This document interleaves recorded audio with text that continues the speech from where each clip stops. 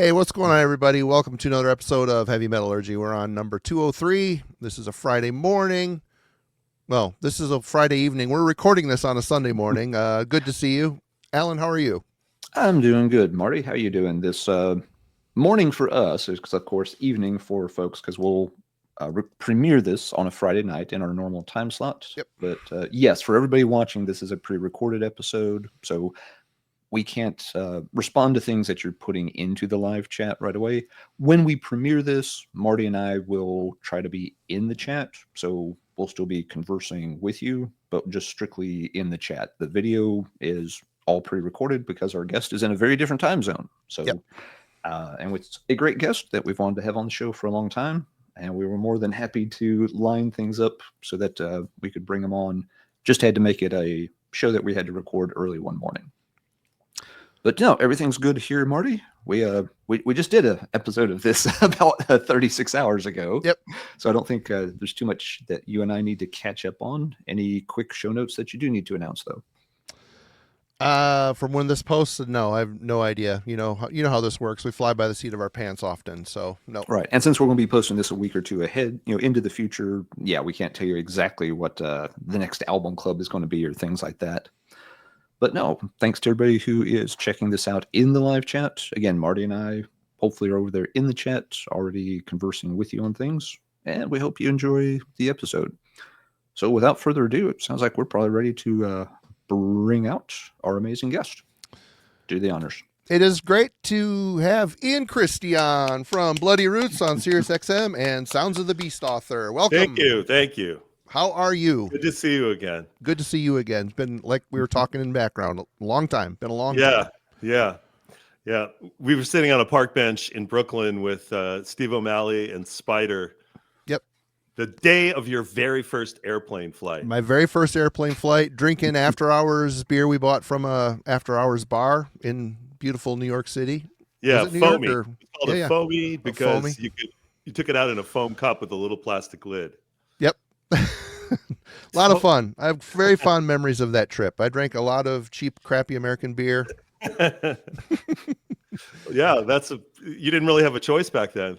No, that was it. I was mocked, but that was it. And those are the days before fruit punch flavored IPAs and all of that stuff everywhere. Yep. For those of you who don't know, we're talking about the one and only Metal Maniacs Christmas party we had over at Mr. S. Craig Zoller's house. And what year was that in for folks unfamiliar with it? That's back when he was just Craig from Metal Maniacs too, by the way. Yeah. That was 98 or 99. Late 90s. Okay. Yeah, I don't know. It feels like yesterday, but that just happens when you start getting older. It's like, I mean, I'm just looking at, some of your accomplishments here, and I'm like, holy crap, you've been doing Bloody Roots now for over 10 years, 11 years. That's 20 years. 20 years. You're right. 20 years last year. That's it's morning. Give me a break. Morning and numbers, I'm angry at both of them. So Marty is a creature of the night. Yeah, I am a creature. Daylight doesn't agree with him. But yeah, 20 years. Good God, man. That's crazy. Yeah, I know you wanted me to run through all this. I was like, oh, God damn it. I don't want to bog down a long biography of myself, but I'll just say I started doing radio in 84 as a 14-year-old. I did college radio in upstate New York.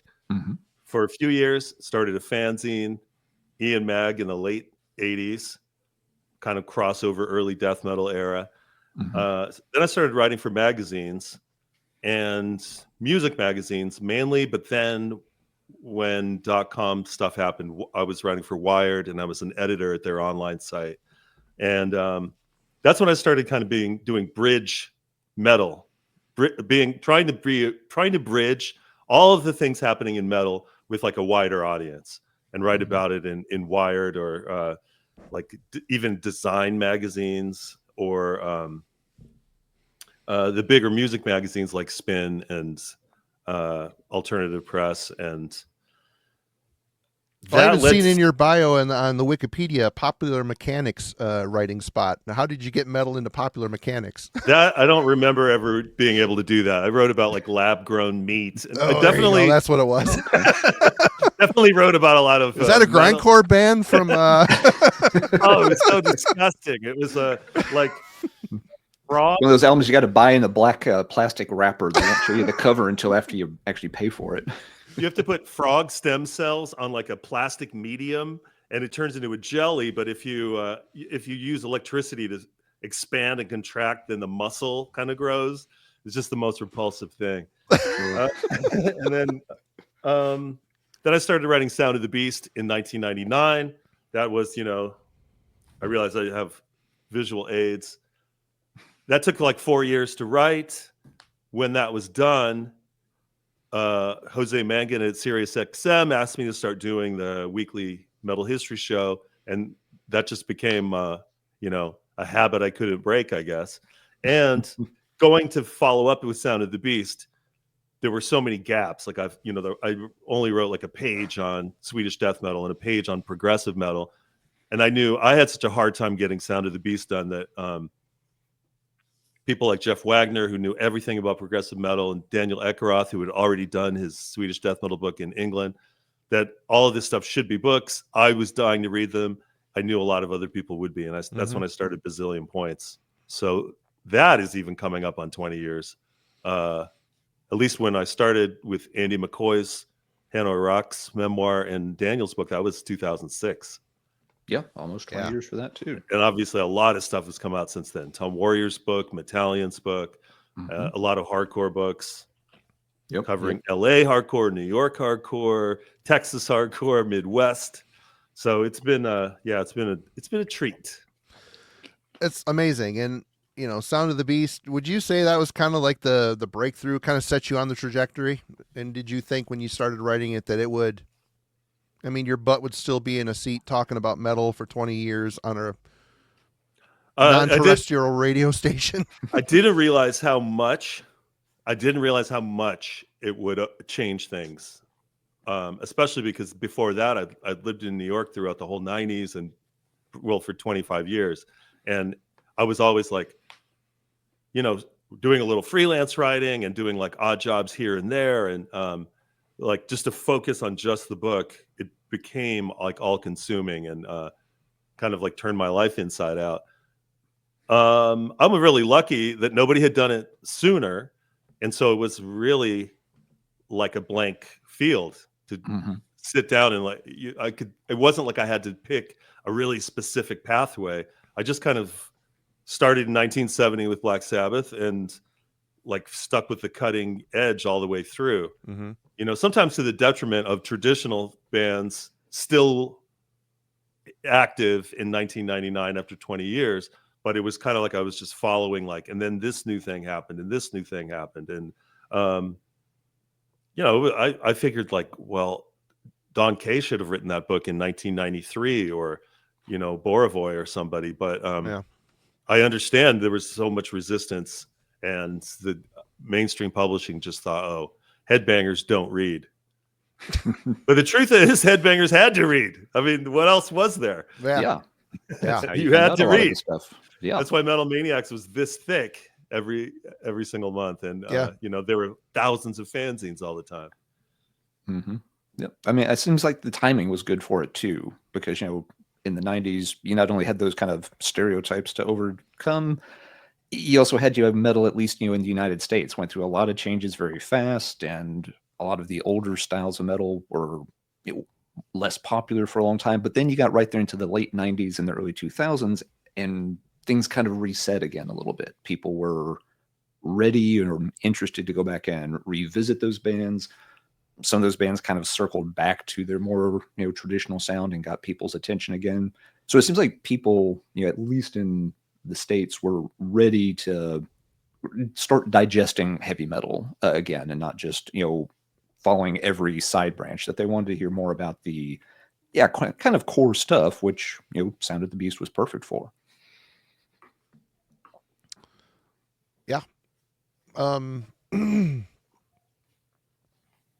Yeah, well, I did my radio show this week on 1995, and you couldn't have been. It was the beginning of the like 5-year total neglect period, right? When, like from 94 to 95, like Carcass got dropped from the major label, Napalm Death got dropped, I think Anthrax got dropped, Death almost broke up, Metallica got haircuts, and MTV's Headbangers Ball went off the air. It was just this like boom, the cliff, and all of this energy and all the support just evaporated. And yet in 1995, you have like the first Opeth record, Meshuggah, Destroy, Erase, Improve, like the first Strapping Young Lad, the Gathering, Mandelian record, At the Gate, Slaughter of the Soul, the Fear Factory record, Demanufacture, Death with Symbolic, like, synthesizing traditional heavy metal and death metal. It was like, wow, everything that is still going strong today has a firm footing already in 1995. And it's pretty incredible where that energy came from. Because if you were just like, I'm going to be on the cover of a magazine, I'm going to be on TV, I'm a superstar with this band I'm starting, which is super complicated, playing super complicated advanced heavy metal. And, there was no support. And yet all of this stuff came out of the underground and defined what metal still is today.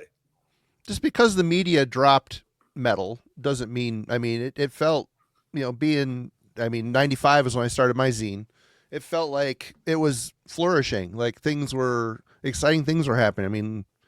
Norway is starting to bloom with a humongous resurgence of second wave black metal.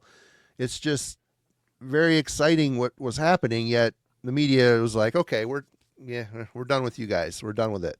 And it just kind of shows a perseverance. And I don't know, I was watching something the other day. Someone was asking, is the underground dead? I don't know. It's changed. Obviously, the microscope is worldwide with the internet. So I don't know if it's the same, but I think the same things are still happening. Feels like it, doesn't it? Yeah. Every time and when it's not, I'm fully aware that it's because I'm out of touch. Yeah. And then I see some flyer about it, or I see like a video from some show in Southern California with like 8 bands and the place is packed and people are jumping off of everything. And clearly the people in the crowd are like 20 and under. And you're like, yeah, of course I don't know about that. Right. Yeah. Yes. And Marty, I don't know what you saw, but I've seen some, similar comments pop up here and there lately with folks, sort of bemoaning like, oh yeah, metal's never really going to be that big again, that you're never going to have bands, like Maiden or Priest, break through into, mainstream recognition. And I'm not really sure that's a problem. I'm kind of like, okay, when that happened a lot in the 80s, it often resulted in bands, getting all this pressure put on them to produce hits, to look cool, to make the video that everybody wanted to watch. You don't have those kind of pressures on bands so much at this point. There's no giant record company saying like, what's going to be the first radio single that we can put out to try to crack the top 40. So with those pressures gone, bands feel like they have more freedom to do what they want. Yeah, they're not going to be selling out, 50,000 people, in a giant, stadium, but they're also not going to have, 3 guys in, suits carrying briefcases standing backstage, saying like, yeah, why don't you guys take off that jacket and wear this if you want to keep your contract? So I don't know that it's a problem that metal's, not a huge part of pop culture anymore like it was in the mid 80s. There's probably a freeing element to that for a lot of the artists, I would think. I hope. It seems like we've talked about this on the show before, but when bands like Maiden and all the big bands move on, that's kind of like it's symbolizing the death of the old guard. It's kind of this new, now we're going to see all these new bands that have thrived off of technology. They're going to be kind of the new model. And yeah, there's not going to be probably the big arena bands anymore, but platforms like Bandcamp where people don't really need to release labels to release their own shit anymore. They can just write an album, put it up themselves. Granted, 50 people might hear it, but still, it's the whole ritual of doing it. Again, the old model is dying, and it's a bummer because we've lived through the way it is now, and it's hard to imagine Maiden not on the road, or pick your big band. But I don't know. What do you guys think about Ian? What do you think about the whole thing? Uh, I, there definitely was a golden era about 10 years ago where you could go see every generation of band. You could go see Black Sabbath were still playing their greatest hits set. You could Iron Maiden were energetic and like doing spectacular big presentations. But at the same time, there was enough like retroactive interest in bands like Satan and Pentagram, that bands that never really even had a footing back in their day were all of a sudden touring internationally and prominent, considered like higher top tier bands. Those Angel Witch and Satan records, those bands first made their mark 40 years ago, and their recent records are super good. So the earliest bands now, I'm saying this golden era was like 10 years ago. There were all these new bands. You could go see Midnight. You could go see like, whatever, Power Trip. And at the same time, the bands that actually created the stuff in the first place were still strong and good. Slayer and Slayer. The big Carcass, four were active. The last bit, Carcass, they said it would never come back together. Well, they were only away like 10 years, and then they came back and, completely proved themselves and showed people how it was done. So it was just this great, like, the oldest bands were in their 50s or early 60s. The youngest bands were teenagers, and it all kind of worked out. Nowadays, we're seeing that dissolve because Sabbath went away a long time ago. Slayer went away. More and more necessary people have passed away, but there's still so many bands and so many opportunities to see kick-ass metal by the people who created it that I don't feel like at all a lack of connection to the spark that makes it all worthwhile. It makes it better too for you now that you live in Europe. I mean, you're just a car an hour or two drive away from hundreds of festivals every year. It just seems like Europe is still the land where boots are truly on the ground. I mean, well, first off, I don't live here all the time, but first off, it's a train. Right on. I took a backpack 4 hours each way on a train, on several trains across France last year, and went to Hellfest for the first time. I mean, it really was like Disneyland. And, I saw Satyricon did an awesome set with Frank Bello from Anthrax on bass. And he was like, he was dressed like Martin Ain and just totally kicking ass. It was amazing. It was so groovy and good. Nice. Dismember was killer. Sodom was killer. Tons of French bands I'd never heard of, like Mass Hysteria, were killer. And, there's also the chance to see Anvil at noon in front of with 30,000 other people, and cool. Lips walking out of the ego ramp that was built for Metallica later that day, but he didn't have the kind of wireless that went that far, so it was cut. So it's just like you're ruling. And also they were playing like Fender combo amps, and Yngwie Malmsteen played next and had like 50 Marshall faces. It was. But it was really an experience. Camping in like some grapevines and just being with like 50,000, 70,000 people. There are a lot of shows in Europe. It's true all the time, and the beer is cheaper. You don't pay $50 for parking. There's a little bit of like protection on some ticket resales. I've never really had that. I mean, the shows don't really sell out, but yeah, I mean, it's it's good and it feels strong, but I think it feels the same way in the States too. Yeah. But I always liked like the adventure. Like I was in Spain, in Western Spain, like near Seville, and I went to a death metal show out by the airport, and I just kind of got out my map and walked out there. And then it was like, this is far, so I got on my phone and like got the app and got the bike that costs like $1 a mile or something to ride around, and like, but it has the big molded plastic basket in the front, and like ride all the way out there. It was cool. Awesome. It was always like that. I think I really loved that actually about New York in the 90s is you would have like Morbid Angel or Spirit Caravan, Wino's band in between the Obsessed versions, playing at just like bars in Queens.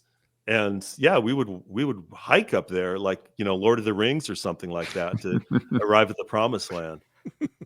I think that's cool. Totally cool. Yeah, and you got the Maryland Death Fest here, and yes, Milwaukee Metal Fest starting up again, and yeah, everyone's trying to get up and running with good bills. There's that one in Houston. They had an awesome Hell's bill Heroes. last year. Hell's Heroes. Yeah. I knew I it had kind of hell want to on go the to name, this one this year. Great lineup. But yeah, absolutely. Yeah, and the Decibel Fests are awesome too. Decibel Fests are all great. Yeah. Cheers to Albert if you're watching. Hope you're doing well.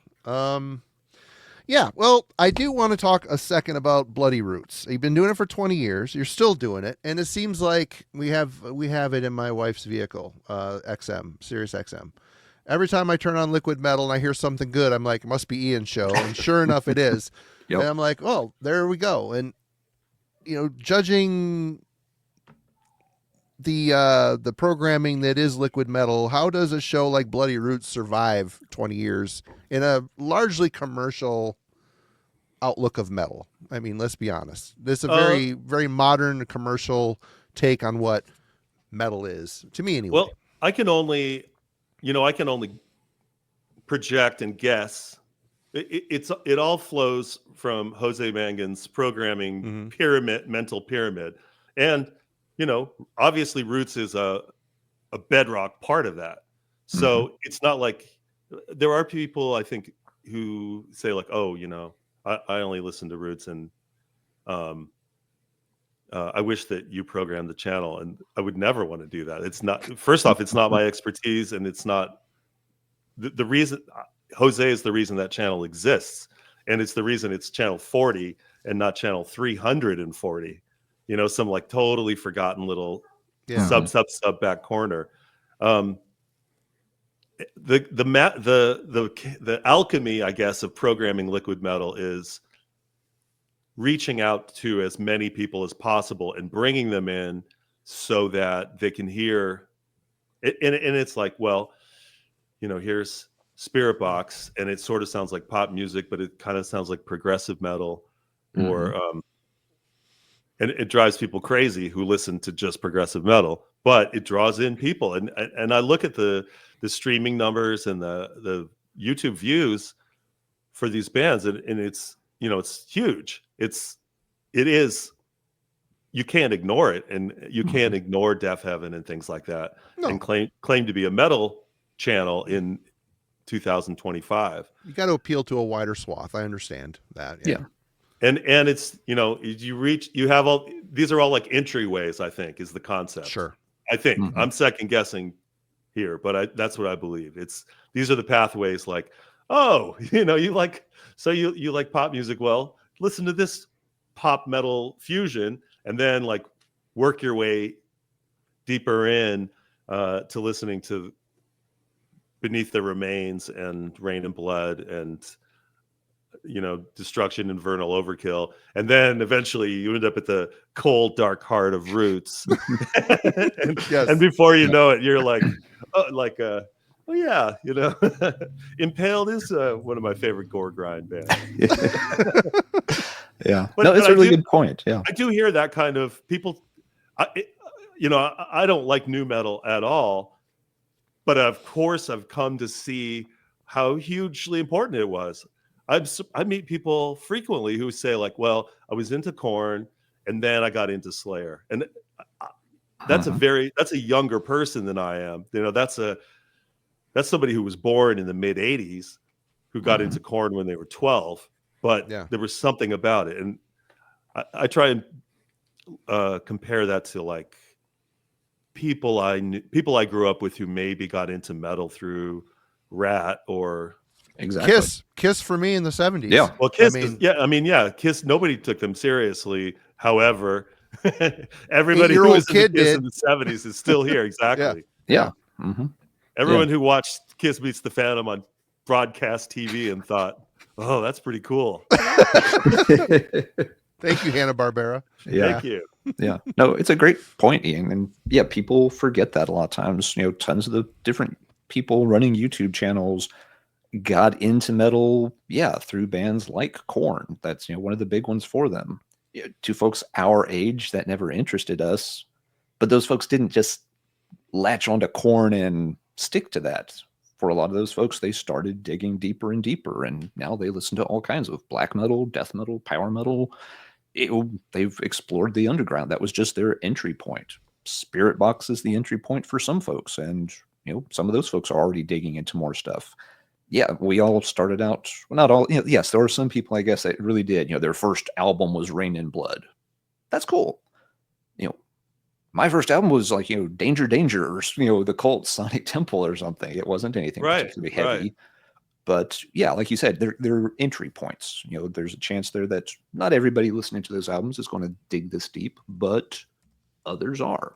So, I mean, it's a gift, I think, that any teenagers care about Sodom and Destruction. And, even Emperor was like a band. You're in your 30s. If you were born the year that In the Night Side Eclipse came out, Yeah.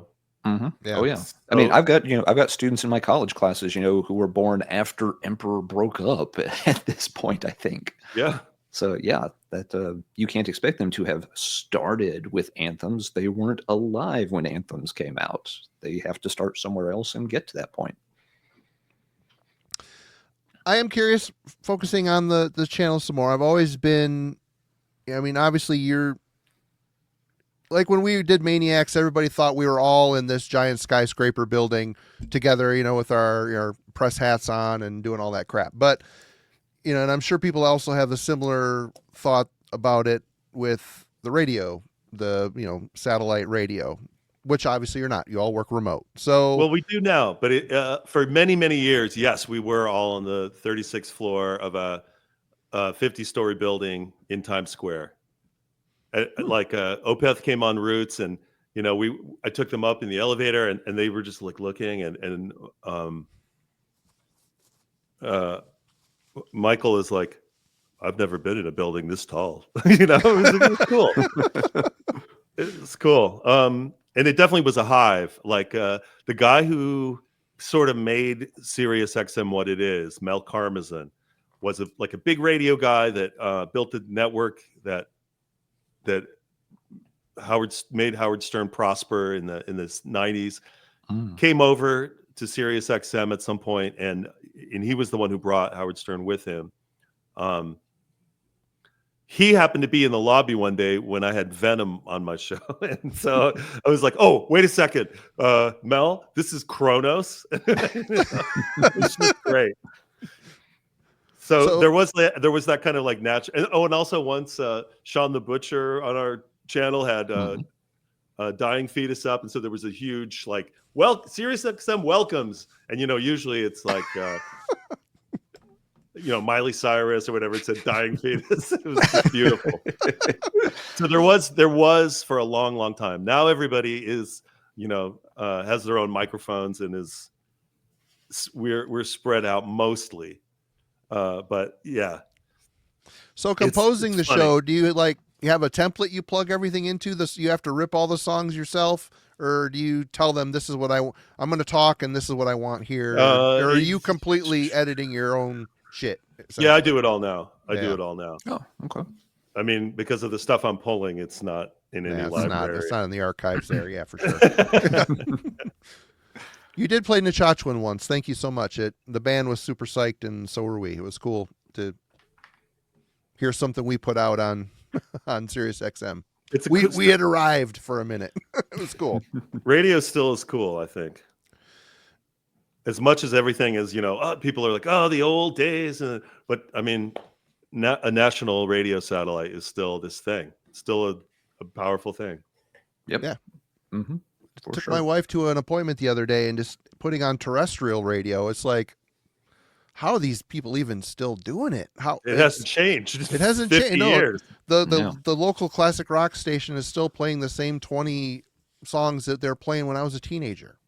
Mm-hmm. But it's full of ads, so I mean, people are supporting it. But I mean, in my 10-minute car ride, I heard maybe 3 songs because of all the freaking ads. And I'm like, how can people turn this on and be entertained by this? That's one nice thing about it, SiriusXM. There's still the occasional commercial, but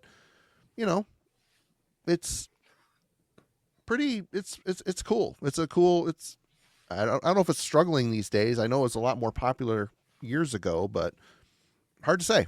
I mean, you would know more than we do on that. Is the numbers still good? Are they still coming to yeah? I mean, it's a default on most new cars, so This is true. It's 100%. there. Yeah. You have to really, really, really hate it to just Yeah. chisel and like pry it out of your dashboard. Right. Yeah. Indeed. Yep. Well, before we get started, Alan, do you have anything more for? Oh, Mr. just Christe? wanted to ask you too, circling back to bazillion points, Shit. Yeah, are there any projects, coming up or out that you'd like to let folks know about? Any kind of plugs you're welcome to do. This is a good time to, let folks know what bazillion points is up to as well. I could say right now, let me just see what I have within reach. Well, the Midnight Photo Book is the last thing we put out. That's pretty meaningful. Hannah Verburen was like she was a drum tech, merch person, tour manager. She was on the road with them for most of 20 years. And meanwhile, pursuing like an advanced degree in photography.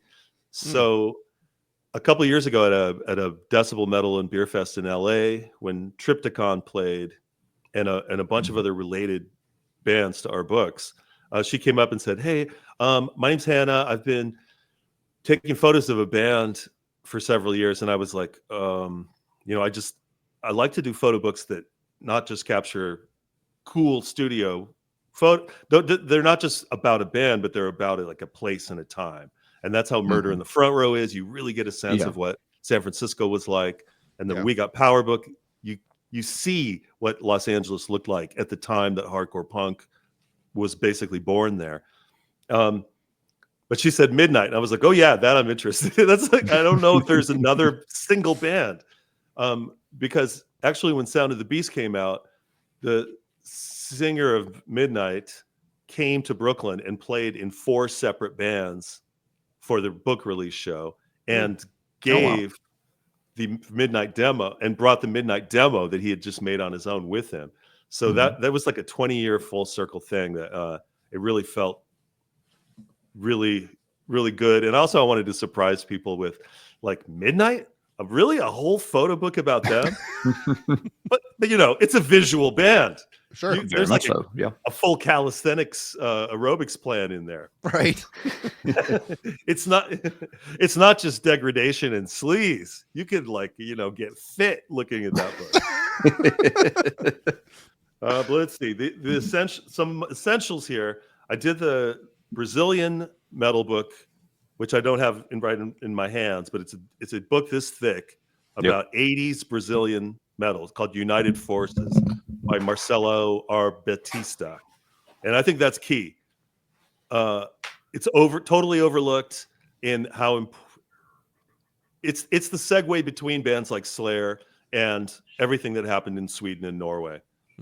Because like we were talking about starting points in metal, Brazil started with like Exciter. Oh, thank you. You're doing it. Brazil was like Brazil started with Exciter, Slayer, and Kiss, and just went nuts from there. They didn't go through this like Rad and Iron Maiden phase. They just like fully all of a sudden had an explosion of like 1,000 proto death metal bands in 85, 86, 87. And so to be able to document that and say, hey, this is a often overlooked stepping stone. And all these people are like, oh yeah, absolutely. You know, Michael Amott is like, yeah, that was, you know, Sarcophago. That's what we heard. The Mayhem guys are like, definitely those demos are what we heard and realized we have to like go crazy. Mm-hmm. If we really want to like break with the past and do our own thing, it has to be more intense than what Sepultura and Sarcophago are doing. Let's see. There's this one, the New Wave of British Heavy Metal book. Awesome collection of puts you in 1981 England. Mm-hmm. Let's see what else is around here. Swedish death metal still going strong. Yep. Great book. Yep, we had Daniel on the show a while back. Really, really cool guy. Albert's book, Choosing Death. And it's all at bazillionpoints.com. There are dozens of books now.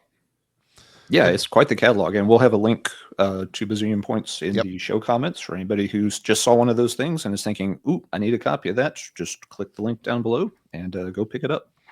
And then next year, a Black Flag photo book. They played at the Wilshire Photo. They played at the Wilshire Federal Building in Los Angeles on July 4th, 1983. We have a whole tiny little book of color photos from that, which is cool with like Marlboro, you know, American flags waving and Marlboro Man billboard in the background and Black Flag desecrating this like modernist federal building where the FBI was inside, like actively investigating them. Crazy weekdays. Yeah, they always thought the phrase flags going on tour meant like a drug shipment was coming in. It was like supposed to be the code for when like another load of cocaine was being delivered or something. Flags going on tour, quick, call the narcs.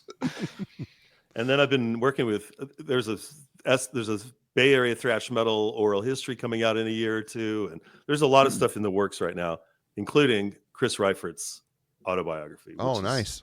Very cool. Which is already fun for me. Oh, yeah. It's already fun for me and for him, but it's going to be fun for more people soon. Yeah, sounds like great projects. Yeah, the Chris will be very interesting to read because, that's a band with some obviously very extreme imagery and lyrics and stuff, but he always comes across, it's just like, more of kind of like a laid back, really cool guy. So yeah, that's got to be kind of an interesting juxtaposition there. Yeah. Well, awesome. Thank you for bringing us up to speed. And again, folks, in the description, all the relevant links to Ian's endeavors will be there for you to explore. And we would encourage you to check out the Bloody Roots show on SiriusXM. All that fun stuff. If you haven't already, I'm sure if you watch this show, you've probably enjoyed what Ian's been doing on there for 20 years now. So definitely. But Alan, what else are we here to do today? Well, we tried to think of, Ian, of course, is really well versed in all kinds of heavy metal. So it's like, what's a topic he's going to want to talk about that he probably hasn't talked about to death? He's done, again, 20 years of Roots episodes on all these different scenes and bands. So we thought what we would try is, to get some album recommendations and try to pick albums that each of us think, that headbangers overall, heavy metal fans really should hear, but maybe they haven't heard yet. So, not the big obvious things, like, Master of Puppets or, De Mysteries Don Satanas. People have heard those, I'm pretty sure. But yeah, we wanted to pick albums that we thought, hey, here's something really cool that, for whatever reason, we think a lot of folks should check out, but it slipped through the cracks a little bit or flew under the radar, or it's an album that people know, but anytime you bring it up, they're like, oh yeah, I've heard of that, but I never really actually sat down and listened to it. So we thought that might be a fun way to, tap into, all different styles of metal. These can be old albums, new albums, any particular genre, just things that, we feel like really should be on you must listen to this if you're going to be a heavy metal fan, but you may not have got around to them. Now, to be very clear, yes, we understand any album we show, there's going to be somebody's like, oh, I've already heard that. Good for you. That's awesome. Again, we're not necessarily trying to pick the most obscure albums that nobody's ever heard of. We just wanted to highlight albums that, for a lot of folks, maybe they've never got around to giving this one a play. That was our idea. So hopefully it works out. And Ian, first one, we'll start with you. Guest always goes first. Great. To be the guest. Well, I thought that I would start with The Return of Martha Splatterhead by The Accused. Mm-hmm. Is that something that either of you have listened to in the last 10 years? Yes. No. I listen to The Accused often. I love The Accused. I like The Accused, but yeah, I've never dug really deeply into their stuff. This is a crucial moment when like metal had, in the early 1980s, metal was already getting interested, getting like hardcore punk curious. At the start of the 80s, metalheads and punks hated each other. If metalheads at punk shows would get beat up, punks at metal shows would get beat up. And there was like a completely different outlook on life. And yet the music was interesting and drawing people in both directions. I think the first kind of Slayer and Metallica records were the first metal records that punks felt like, okay, something decent is going on over here, maybe along with Venom. And then by like the time of DRI's dealing with it in 85, COC's Animosity the same year, and then The Accused recording all this new material to tack on to their existing Martha Splatterhead EP. And they, I think in early 86, released The Return of Martha Splatterhead. And it's just this like horror-drenched, perfect fusion of Venom and Discharge. And the first record that I know had like, it pushed, first off, nobody in metal was singing like Blaine Cook from The Accused. No. It's sort of like the dawn of grindcore vocals, really. Some people in hardcore sang kind of like that. Dan Kubinski from Die Kreuzen, this like gargling with broken glass thing. But then you also had Tommy Niemeyer's amazing, great riff writer. So catchy, so like concise, and yet just like tight palm muted. Awesome. So good. And this record, like, I think was like a pure crossover record. It wasn't a hardcore band necessarily crossing over and trying to play metal. It really like, it was just, they were hailing from Seattle. They were like kind of off the beaten path, and they really just like fused all this stuff in such a pure way. And I think maybe for metalheads in 85 in the fall, the SOD record really broke up, really was the like smashing down of the gates. Like that's the Barbarians of the Gates. Metalheads are now in hardcore. You're not gonna, this is over, and everything you don't like about metal is here. Everything you do like about metal comes with it. It was just like a little bit later that The Accused released The Return of Martha Splatterhead on a very small Seattle label affiliated with a fanzine. And then it was licensed by Combat. They got signed to Combat. They toured with GBH, and they became pretty well known in crossover circles.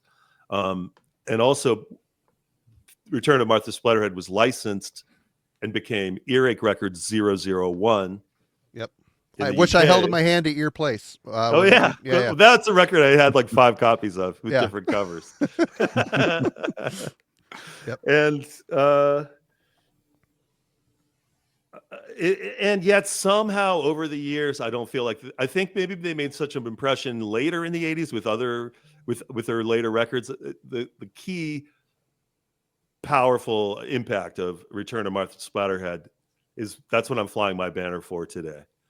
I was glad when the Lamb of God covers record had went back and did an Accused cover to show like, yeah, this is something that made an imprint on things that are still relevant today.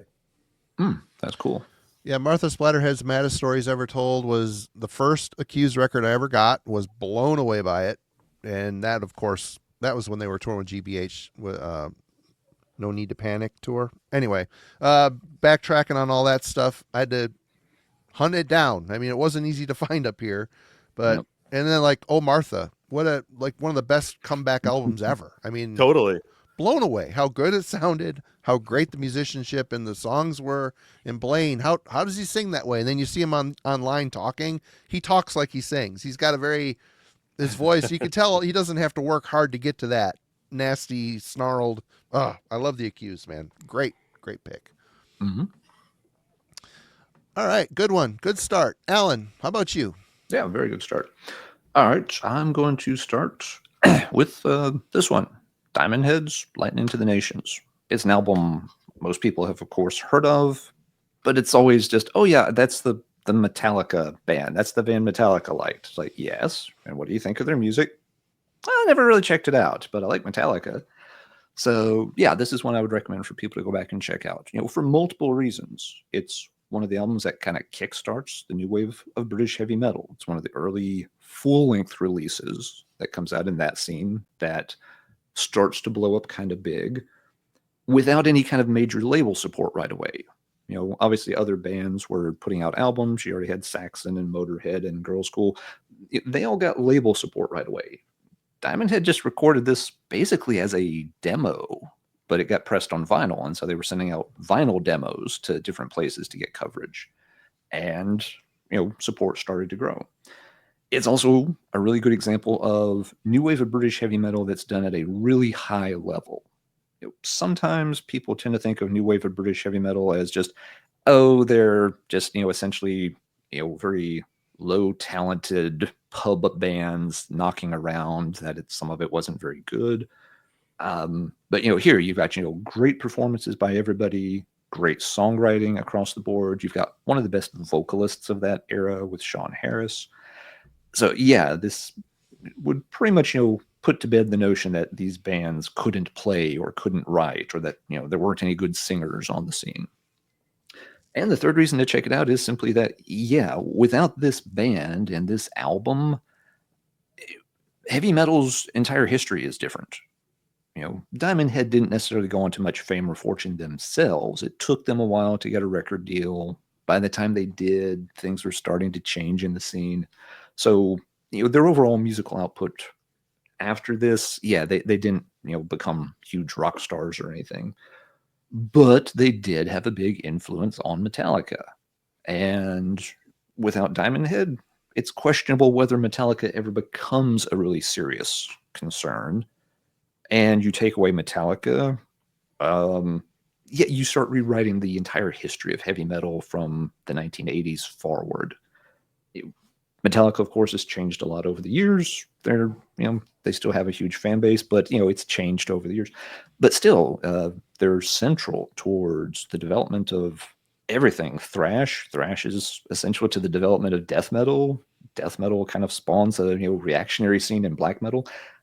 There's a universe where, again, these guys decided, oh, nobody wants to buy a vinyl demo. Let's just go back to our day jobs. And then Lars never goes to, the UK to meet them and follow them around on tour. So he doesn't come back to LA inspired to make Metallica into a serious concern, which changes the Bay Area thrash scene, and all those dominoes fall over. And what in the world happens without that, I don't know.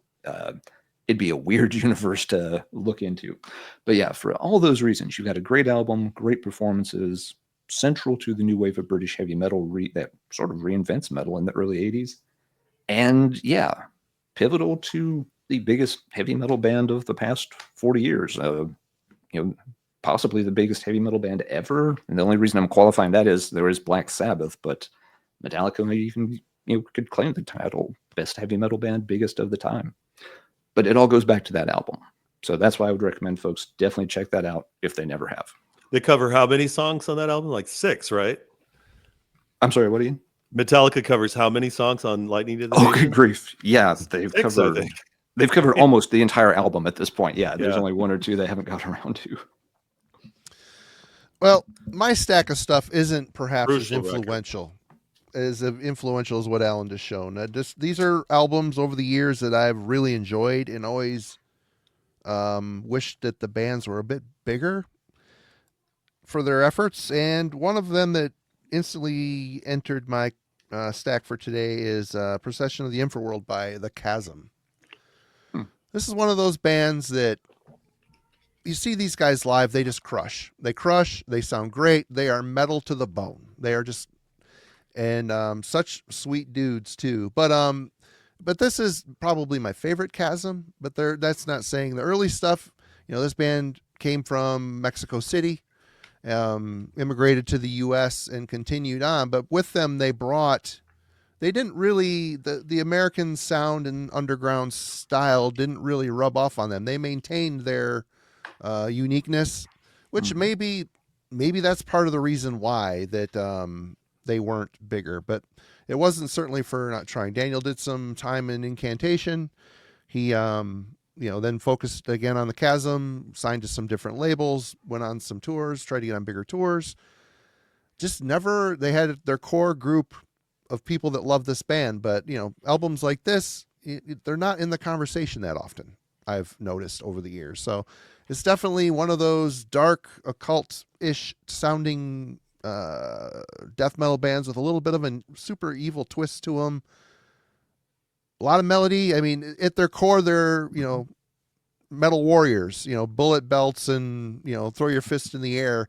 So there's a little bit of that true metal sense to this, but yet there's that dark layer of just occult death metal to them. So I don't know. I've always really enjoyed the Chasm. I've always been kind of bummed that they never really took off like I know Daniel and crew and Antonio wanted it to be. But Procession of the Infraworld, I think, is definitely one of the Chasm albums you should check out in their catalog and give this band a spin. I think you're going to dig it. Mm-hmm. Yep, fantastic band.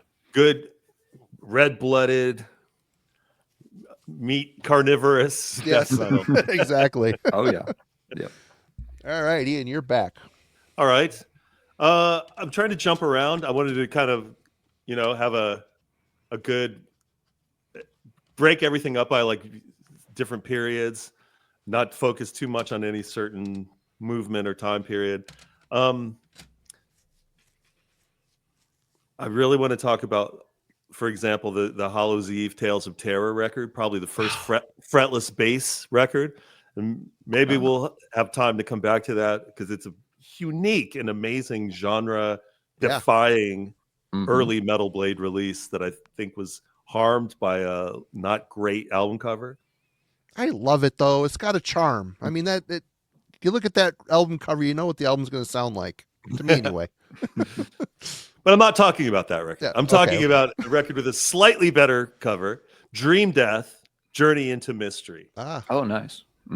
Which is like an American Celtic frost stewed in H.P. Lovecraft horror with shifty, syrupy, thick, doomy riffs that are proto Doom Death, and also with that like heavy chugging thrash underpinning.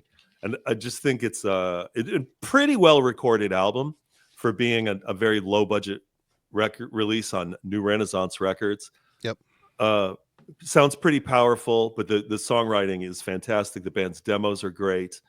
They made some impact with a resurgence a few years, maybe now 10 years ago. So after 20 years of inactivity, and they were also the stalwarts of this Pittsburgh scene that gave us all kinds of maybe lesser known bands like Eviction. Eviction's cool. Yep. Dercada. It's just a killer.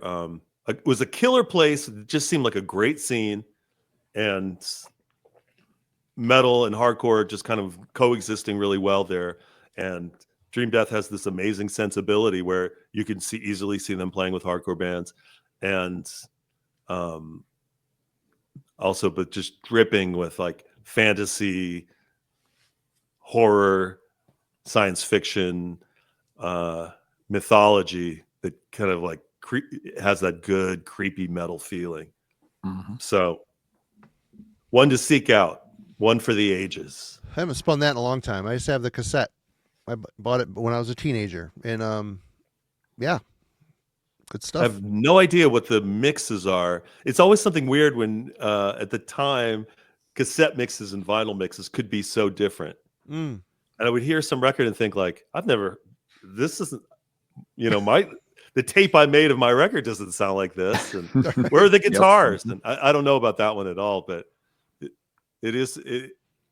late 80s cassette mixes can sometimes surpass the quality of the records, and sometimes they're like, whoa, what the hell happened? Yeah. Funny. So can't vouch for this cassette mix. Yeah, I can't either. Like I said, it's been a hot minute, couple years since I've spun that one for sure. But basically, like top quality done, Americanized Celtic Frost. If that sounds in any way appealing, it's a very rare category, I guess. There aren't too many bands that did that. Yeah, there really weren't. Dream Death was one of the earliest to kind of do that, get that, raw, fuzzy Celtic Frost sound. But yeah, it feels a little doomier and a little thrashier at the same time. Right. And those are not genres that mix together very often. No. Yeah, but they did. It's a really cool album. That's a good pick. All right. Alan, you're up. All right. Well, this one for next pick, album I've talked about several times, but I think it qualifies here because I know even Marty hasn't really checked this one out in a lot of detail. It is Jagdpanzer's Ample Destruction. This is the art for the picture disc version of it, that they used a very different image than the one that we've got on the background for the thumbnail. It was just the first copy I grabbed off the shelf. I was like, sure, we'll go with that one today. Yeah, reasons for this one. Yes, it's an album I think is absolutely fantastic. I think it's a really good representation of that early American, traditional / power metal scene, but one that just doesn't get talked about nearly as much as some of the other bands from that era. Metal Church, is the go-to for a lot of folks. Understandably, that first Metal Church album, the first two, all their early albums are quite good. Omen gets, a lot of recognition and respect from that era. Jagdpanzer should be in that same conversation. A lot of bands from that era, if people are avoiding them, I often hear complaints like, well, yeah, those bands are kind of cool, but yeah, maybe the talent, again, it's kind of a talent level thing. It's like, a lot of the vocalists back then kind of suck, or the guys didn't know how to play. Panzer didn't have those issues. They had an amazing vocalist with Harry Conklin, who still sings with them today. They had really good guitar work and always have. They've had, all kinds of shredders over the years, including back, the Ample Destruction days with Joey Tafola. So yeah, there's no talent issues here whatsoever. Yeah, it's got, a low budget kind of production, but it's quite audible. There's no reason to avoid it for that. And they just have kind of a unique take on power metal at the time as well, or traditional metal if you prefer that term. A lot of bands very quickly got into all the, castles, dragons, fantasy, sword, very influenced by, those early 80s movies like Conan the Barbarian. Jagdpanzer has some of that, but it's all filtered through a very more modern kind of thing. A lot of bands would sing about, oh yes, we're going to, go get, find the enchanted sword and storm the castle. Jagdpanzer's wrapping their baseball bat in barbed wire and just going to, crush your skull in with that. Fuck swords. We don't do swords here. We do bricks and chains. And that's kind of more the approach that comes across. It's got a very kind of, blue collar street level feels like, no, I don't need some fancy sci-fi space weapon. I'll just smash your teeth in with my fist. Okay. It's a great set of songs. It shows a good range of things from, just some real heavy grinders to some bigger, more atmospheric anthemic tracks, like The Watching. And it's an album that, once again, people have, heard the name here and there, but it still feels like a lot of folks have never checked it out, even though it's been repressed into oblivion. There's a million versions of it you can get that have come out in the past 10 years, which is great. It's easy to access. Doesn't cost a lot. And it's a great album from that time frame. I can only imagine the one reason it never quite caught on is the band kind of, had issues staying together. The lineup was shaky. They didn't get a lot of other stuff put out during the mid 80s. And so most people may be more familiar with them, once they kind of got back together later in the 90s and have put out a really good string of albums ever since. But Ample Destruction's, a bona fide classic of that, early mid 80s US metal scene. It's not thrash, it's not glam, it's just really good, solid heavy metal. It's one of the best from that era. But doesn't get listened to by enough people. So that's my number 2. All right. For me, we're going to Finland, and I've always loved this band.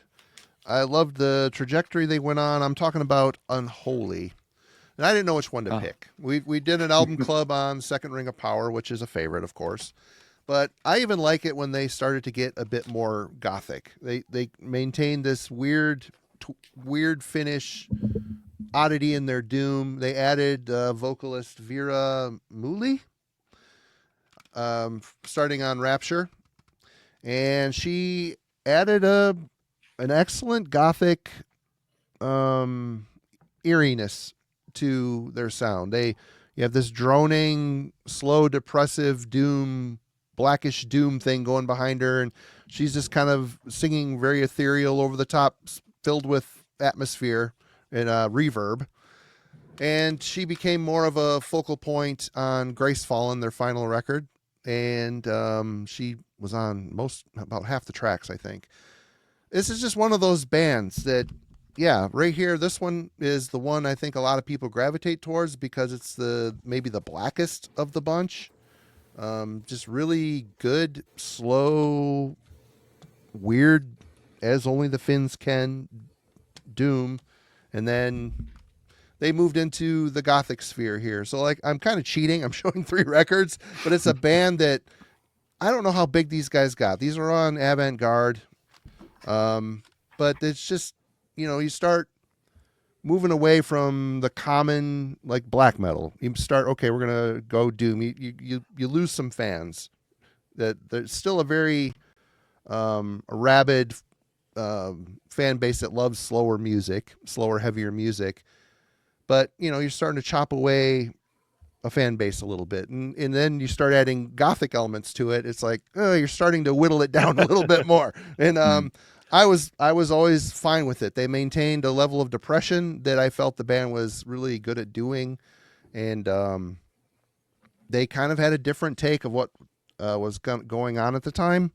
And they had their own sound on top of all of it as well. So definitely, I would say, I'll start with the Second Ring of Power, but Grace Fallen and Rapture are both very good blackish doom gothic albums to check out for sure.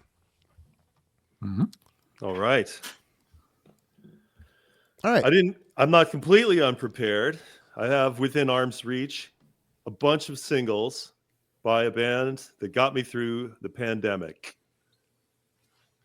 A band that's a little bit too old to be right up front in the heavy metal fans' pantheon of power, but a super influential band in metal's evolution, The Sweet. I think musically, they are everything to metal that Kiss is visually. And they're from around the same time, and in fact, were an influence on Kiss. But all of these, like, insanely poppy but heavy, sweet singles from the early 1970s were like huge for Def Leppard, for Wasp, for Twisted Sister. I know Saxon covered them. Thor, Raven. Yeah. So you're talking about this whole like this whole layer of solid metal acts from the absolute like classic heavy metal pantheon that built what they were doing on Sweet. You'll hear, Slade is the band that got the farthest in the States thanks to Quiet Riot covering them and being on #1 albums, like Come On Feel the Noise and Mama We're All Crazy Now. But this Sweet is there's just more to the band than Slade.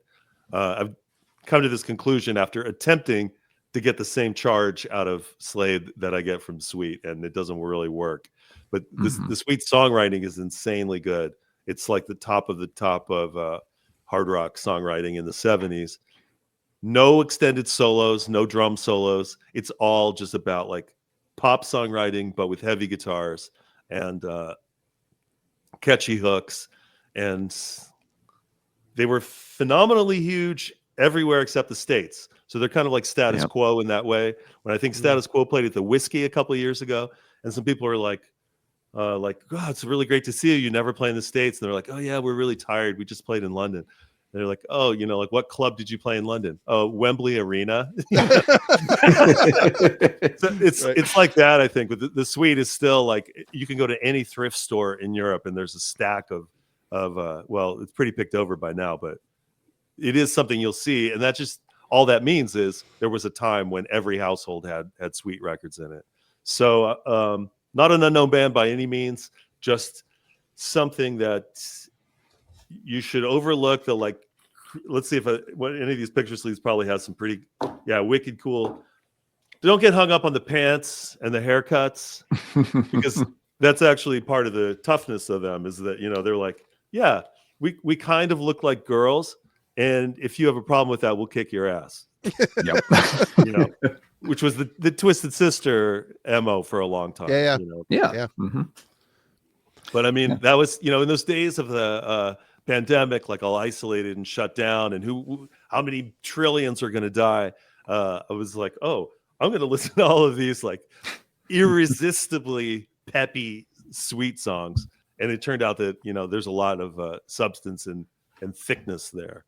It goes along. You can listen to Sweet and Sabbath side by side, and it's not an energy level like this at all. It's just, Sabbath has got the 9-minute long heavy epics, and with the Sweet, it's always punchy and to the point. Mm-hmm. And I don't think there's any shame in just picking up like the best of Sweet, because it's really one hit after the next. Huh. Mm-hmm. Yeah, no, that's a good point. It is a band that, and when you start looking at like covers and stuff, tons of bands have covered Sweet tracks here and there. Tons of bands will mention them in interviews as something that they liked, early on. But like you said, they never really caught on in the U.S. or they did, but it was in 1973, and I wasn't aware of it. Oh yeah. And I think that's the story. Yeah, they had their moment in the sun, but nowadays, people see the pictures and just the name itself, the Sweet, is like, oh, that doesn't sound heavy. That sounds the opposite of heavy. But that's kind of the joke, I think. They kind of miss that. But not that sweet. The songwriting is it's irresistible to an extent. Yeah, very cool. All right, Alan.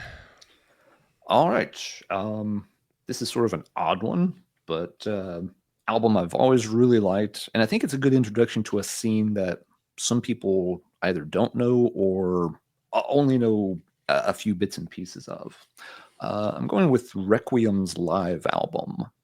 This is an Italian band, doom metal. That was my only guess. I've never heard of this, but I just said that looks Italian.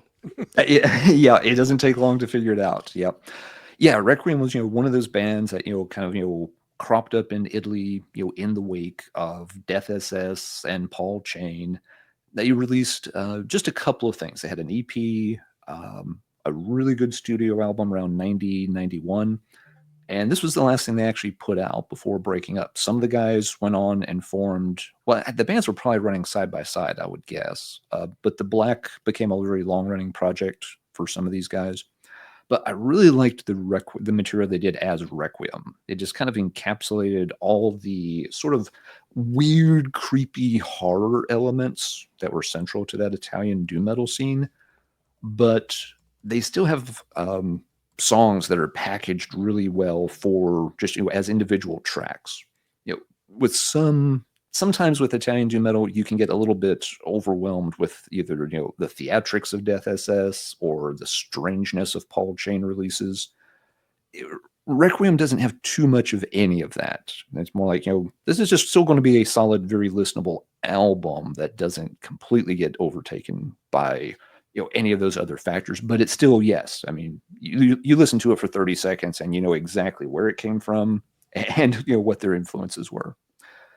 The reason I went with the live album rather than like the Via Crucis album, it's just really cool hearing this band live.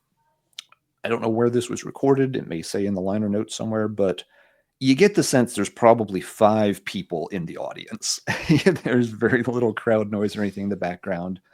The place sounds empty, but it kind of adds to that, again, creepy and dark aura around the band. And even if no one is there listening, they are still really just, bellowing out song titles in between and stuff, and, having all the screechy guitar feedback. It works perfectly with this style, when he's announcing things like, Heart of the Storm. And then they just go into like, this another big lurching monster of an Italian doom metal track. So yeah, very cool set list. Great selection of songs that they used for it. It's only about 35 minutes. It's not a super long concert or anything. And again, I don't think there was anybody demanding their money back because I'm not sure how many people were there. But if you've never checked out any of the Italian doom stuff, or if you've only heard like, maybe a Paul Chain album or one or two things by Death SS, Requiem's a small name in that, particular genre, but they're a really good one. And this live album would be a good sort of either entryway into it or introduction, or just a way to dig a little deeper past, the couple of big name bands. So yeah, I would definitely recommend this one. And if anybody's got an extra one of those Requiem t-shirts right there in a large, you leave a comment down below. We should talk, because that would be really cool. That looks hand painted to me. There's a very good chance that was one of the guys enrolling in art school. Yep. That I can't imagine Requiem was doing a ton of merch sales in the late 80s and early 90s. But so yeah, that'll be my third pick. Great kind of unknown piece of the Italian doom metal puzzle. Do you know the band Black Hole? Oh yes, Land of Mystery. Yeah, yep. Yeah, that's a seductive, weird, dramatic Italian doom laced record. Oh yeah, very much so. And yeah, that one's got these weird psychedelic layers at times and stuff. I kind of thought about it. I was like, I could do Black Hole. I know I'd talked about it on the show some before. I'm like, this one is one I've always gone back to for 30 plus years. Never heard of it. And yet, folks, they were not a big band on the scene. Like I said, they didn't have a lot of output. There is a for anyone interested who doesn't want to look for that original live album, let me check the date over here. I think there was a collection put out for Requiem stuff. Just, well, now let's see, what year was it? Okay, it was 2010, so it has, been a minute. But yeah, you can get, sort of, the story of Requiem 85 to 92 is out there for anybody that is now curious about it, but doesn't want to look for old Minotauro vinyl. All right, Marty, what you got next for us? All right. Well, we are going to Australia, and we're going to talk about Misery's Omen. This is a band that put out a demo, a 7-inch, and one full length, and it's got some prolific artists in the scene that played in this band. Damon Good being one of them. He is essentially the Steve DiGiorgio of Australia. Amazing bass player. He's been in Mournful Congregation and Stargazer. Recently, Void Ceremony out on $20 spin. Amazing fretless bass player. Really, really good. And then Anthony Till was the singer who did Misery's Omen, and also Johnny Touch, one of TJ's favorite bands here. But yeah, Misery's Omen were actually, Anthony went on to be in Sacrifix as well. That's a cool band. That's a cool band too. Yeah. But this is a band it's blackish at its core, but it's just it's just a unique band. I don't know. There's black metal at times, kind of doomy at times. It's just a very Australian way of processing multiple styles. And you've got that very colorful bass work, that fretless bass work that peeks through the mix expertly and adds another layer to this already unique sound. Anthony's vocals are just a good clear snarl. You can understand them sometimes. I don't know. This has always been a band. I mean, I put out the demo on the 7-inch on CD 1,000 years ago, but I always wish that this band took off a little bit or did another CD, because this one turned out really, really well. But yeah, they're just kind of a hard band to classify. Other than they sit within, it's easy to consider them in the black metal world, but they add a lot of other elements to it as well to give them that unique trait. But definitely check out Misery's Omen. Hope Dies is the full length. Yeah, especially if you like bands like Stargazer and Cauldron Black Ram. Damon Good is also in that band. Was in that band. I don't know if he still is or not, but some definite busy people in the scene doing good metal things for sure. I think you're onto something, because Australia and Finland are two countries that almost never produce bad bands. So Yeah, your picks are coming that are both unknown to me. Those two are both fertile, from fertile turf. I'm kind of surprised you've never heard Unholy. That's No, I have, but I'm not, but just in passing. yeah. Familiar with Unholy and know them, but I didn't know everything you just laid down. Right on. Okay. Well, there you go. Add it to your list of shit you need to check out. I already did. Right on. You're up, sir. All right. Again, this is like, am I hitting? Is this like no duh, or is this Is it somewhere between totally obscure and well known? Furball. You got to be shitting me, bro. Look, on my list. Well, okay, we're gonna shave 2 minutes off of the. I'll be your Vanna White. All right, so we're thinking alike in great mind fashion, and yeah, this is just to me one of the most savage and ripping Swedish death metal bands, but at the same time, the most rock, really. Especially they on are this one of my favorite Swedish death metal bands. Singer Johan Leva, just probably my favorite Swedish death metal singer. Totally savage, the deepest voice, most emotional. He had previously been in Carnage with Mike Emmott and the guys that became Dismember, and he later was the original singer in Arch Enemy. And that lineup got back together a few years ago and did some shows in Japan, incredibly. But his way overlooked band, Furball, didn't have gruesome, eye-catching album graphics, and the band is named Furball after Faulty Towers joke. Oh, okay. I found out when Johan came to New York. What? Your band Furball is named after Faulty Towers? These things are definitely held them back, I think, but really, really unique and absolutely worth delving into these things that I think could even cross over a little bit to American bands like on Amphetamine Reptile Records or something like that. There's an atmosphere. There's kind of like a barren, cold winter atmosphere, but also just super powerful riffs and those savage vocals.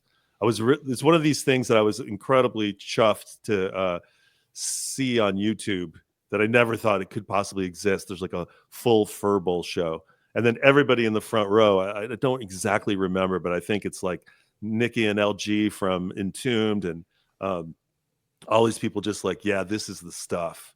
I think they're also a trio most of the time, so it's yeah, you're even like, god damn, this is a wall of death metal. A duo on the debut, right?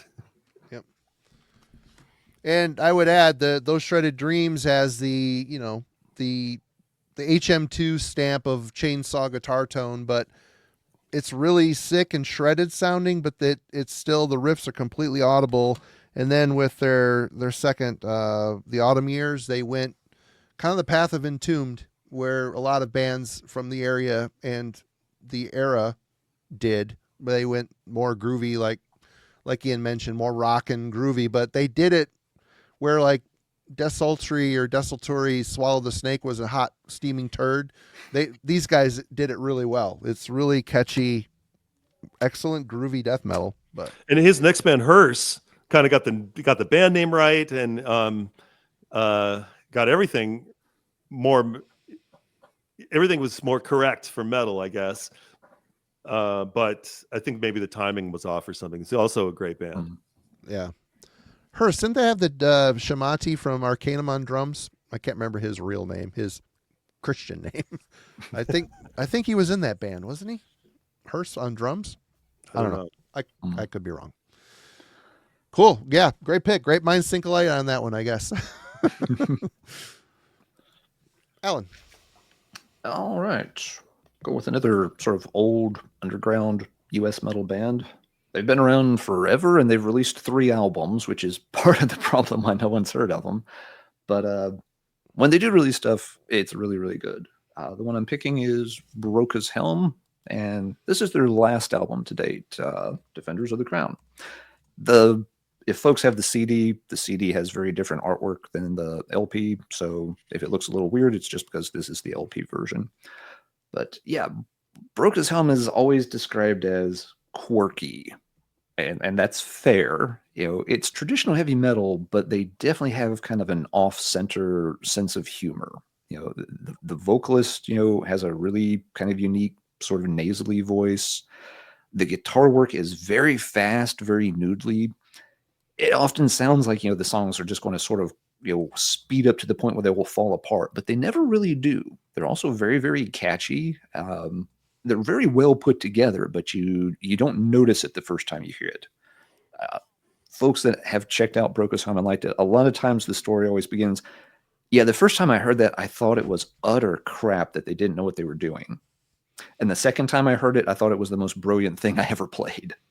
It takes a moment to get Broca's Helm. The band that they're usually associated with that people have checked out is, of course, the Lord Weird Slothfeg. That's always seems to be the common reference point that, oh yeah, Slothfeg, we're definitely taking notes off of the early Broca's Helm albums. They did 2 back in the 80s, and then they disappeared. But yeah, the trio resurfaced in 2004 and put out this. They had been active. They just never got much material out. There's some demos from the 90s. They did a couple of like 7-inch singles and EPs. And this album has some of those tracks on it. So, some of this material was pretty old by the time the album came out. I picked this one over an album like Black Death, which is kind of, the classic one from 87, 88. Because I think for folks, again, if you haven't heard Broca's Helm and you're trying to figure them out, I think this one's a little easier to digest than one of the first 2 albums. Maybe just because, it's a little better produced, but it just has a really diverse set of songs that are insanely catchy and very, very fun. And that's something, again, I think that people don't get with Broca's Helm right away. They hear it as this high speed kind of mess, and then they realize like, oh, okay, no, this is really, just meant to be, it's for fun. They're not trying to be too serious, but it's not a joke band either. You get song titles like, Skullfucker, alongside Drink the Skull of the Priest, alongside Drink and Drive, alongside Ghost Story. But they can also do, some more of the big galloping anthemic things, Defenders of the Crown and Cry of the Banshee. So they cover a pretty wide range of stuff. They do it all incredibly well, and it's just a very fun listen. It's one of those albums that when you play it, you just want to hit play and, keep it on repeat for a long time. This, sticks around very, very well. It's kind of a shame the band hasn't released more stuff. I think they're still technically together and do, the big festivals here and there. But yeah, it's been over 20 years at this point since there was an album. Don't know if they'll ever put out any other original stuff. At the same time, if they had, put out an album every other year, it might have, gotten a little old over time. The fact that you only get 3 albums worth of Broca's Helm does kind of make them a little bit special. You really do enjoy each of those 3, and you can sit and really process and digest all of it rather than having to dig through, 17, 18 albums that started to all sound the same by 1995 or something. So yeah, Broca's Helm, cool band. Cool sound. Nobody really quite sounds like Broca's Helm, except maybe the Lord Weird Slothfeg a bit. Which is another band pick. I wish was bigger. I mean, they've got their fans, but yeah. And I thought about picking something from Slothfeg for this too, but I think a reasonable number of people have checked out Slothfeg by this point. Whereas I'm not sure how many people have gone back to the source material with Broca's Helm. Yeah. When we were doing the Murder in the Front Row book, Brian Liu, who took all the early, like the Cliff Burton's first jam session with Metallica, and Megadeth's very first sound check and Metallica's first sound check with Cliff Burton. Along with all of the photos of those bands he was taking in that era, there was like a half a roll of Broken Helm stuff. It didn't fit nice. into the book, but they're really nice black and whites of Broken Helm in action around 1983. Very cool. Yep. Yeah, Yeah, Broca's Helm doesn't fit in anywhere. That's always kind of the problem. Yeah, they don't fit into the Bay Area thrash scene. They don't quite fit into any of the like early LA scene. They were always this very cool, unique thing, and that kind of does hurt bands sometimes. Like Marty was saying with the Chasm earlier, when you don't quite fit in anywhere, sometimes you get left out of the conversation, which is a shame. Yeah, I mean, like bands like Sadus, they're a little bit different from what was going on in Bay Area thrash, and the people you start getting your own kind of unique thing going on, and you're going to attract less people, which is it's odd. It shouldn't be that way. It should be like, oh wow, this is so new and exciting. No, I think people common just like what they like, and they stay in their lane. Yeah. Well, it's funny. I think there's kind of a split because you're right. That happens to a lot of bands. You do something unique and nobody is paying attention because they're all listening to the 37th sound-alike Bay Area thrash band.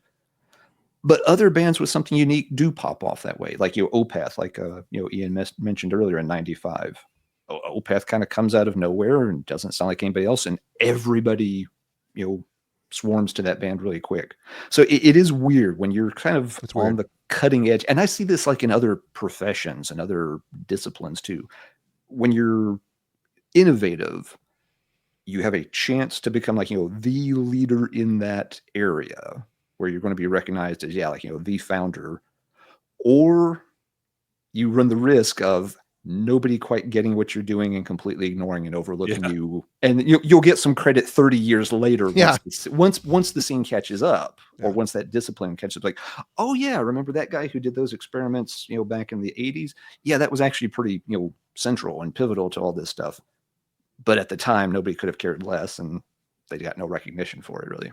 So it's always kind of a coin flip on how those bands are going to be received. Like Manila Road, it took breaking up and coming back to realize that people were just now starting to come around to them. You know what I mean? Yeah. Ian Thungle. Yeah. Jared Thungle, huge, example. Another one. Yeah. Ian, you mentioned Satan earlier. Yeah. Satan did, some cool stuff in the 80s. Didn't really go much of anywhere with it. And these days they're, heralded as, it's the return of the king, and, all the new albums go over, fantastic and stuff. So, it happens to lots of them. All right. Martin, we'll see what you want to pick. Then I got to go check on something here in the house, but I'll be back in just a minute or two. Okay. Well, we're talking about bands that are, doing something new and exciting. This band is not doing that. This is, in fact, the big selling point on this is the first. They're doing nothing new. Nothing new here. I'm just a sucker for raw black metal. First all-female black metal band ever, with an exclamation point. Astarti from Greece. Doomed Dark Years is their debut album. This promo has seen a few car rides, as you can tell. This Black is Lotus. Yeah, Black Lotus Records, exactly. This is a band that doesn't sound very Greek. You got the Rotting Christ, the Verathrons, Zemiels of the world that they just have the Greek kind of a folky, playful melody lines in their black metal. This is not that. This is three women that are completely fine trying to reanimate the Scandinavian, specifically the Norwegians. There's a definite Dark Throne aesthetic going on here. Obviously, you see it in the cover artwork. I don't know. This is just one of those bands and releases I put on, and it just clicked with me instantly. And this is another one no one talks about. I know one of the ladies in this band passed away, but they put out 3 albums, I believe. 1, 2, 3, 4, 5 full-length albums. This one seems to be the highest ranked on the Metal Oracle there, Metal Archives. But this is just cold, unrelenting, really well done black metal from Greece. You could probably lump them in with like Nocturnity. Early Nocturnity didn't really sound very Greek to me either. very Scandinavian sounding. So I guess there was a contingent of black metal bands in Greece that didn't possess the traditional, Greek sound. But yeah, Doom Dark Years by Astarte. Always really liked this one. I have one or two of their other albums that came after. It's okay, not as good as this one. They started to get a little bit more produced. Seem a little bit more like they leaned a little bit more into Dimmu Borgir territory as they went, but this is a pretty good start. And if you're into just cold, unrelenting, well done black metal with a decent production, this is good. Doom Dark Years. I'm assuming you've heard this one too, Ian. Yep. Yep. Well, I'm gonna follow you up with, and I might have to leave in a second too. Okay. I have I'm sticking with Norway. Yeah. Cold. Not this album in particular, but the 100 År Gammel, 100 years old record. Just the hilariousness of like, we're so old. Also, you can't really exactly tell, but the coolness of being a bald guy with corpse paint that just goes white to here and then starts black all the way down below the nose. And It's like someone ripped an Oreo double stuffed cookie in half, and that's that's the part he's emulating. Yeah. But it's a super cool band. I got to see them live once at Inferno Fest in Oslo, and always loved their like mid-tempo, super groovy approach. Droning though. They kind of like a down pick. Yeah. And there's the mid-era of Dark Throne was like that, around like Ravishing Grimness, and I think a lot of bands on Moonfog around that time were doing that.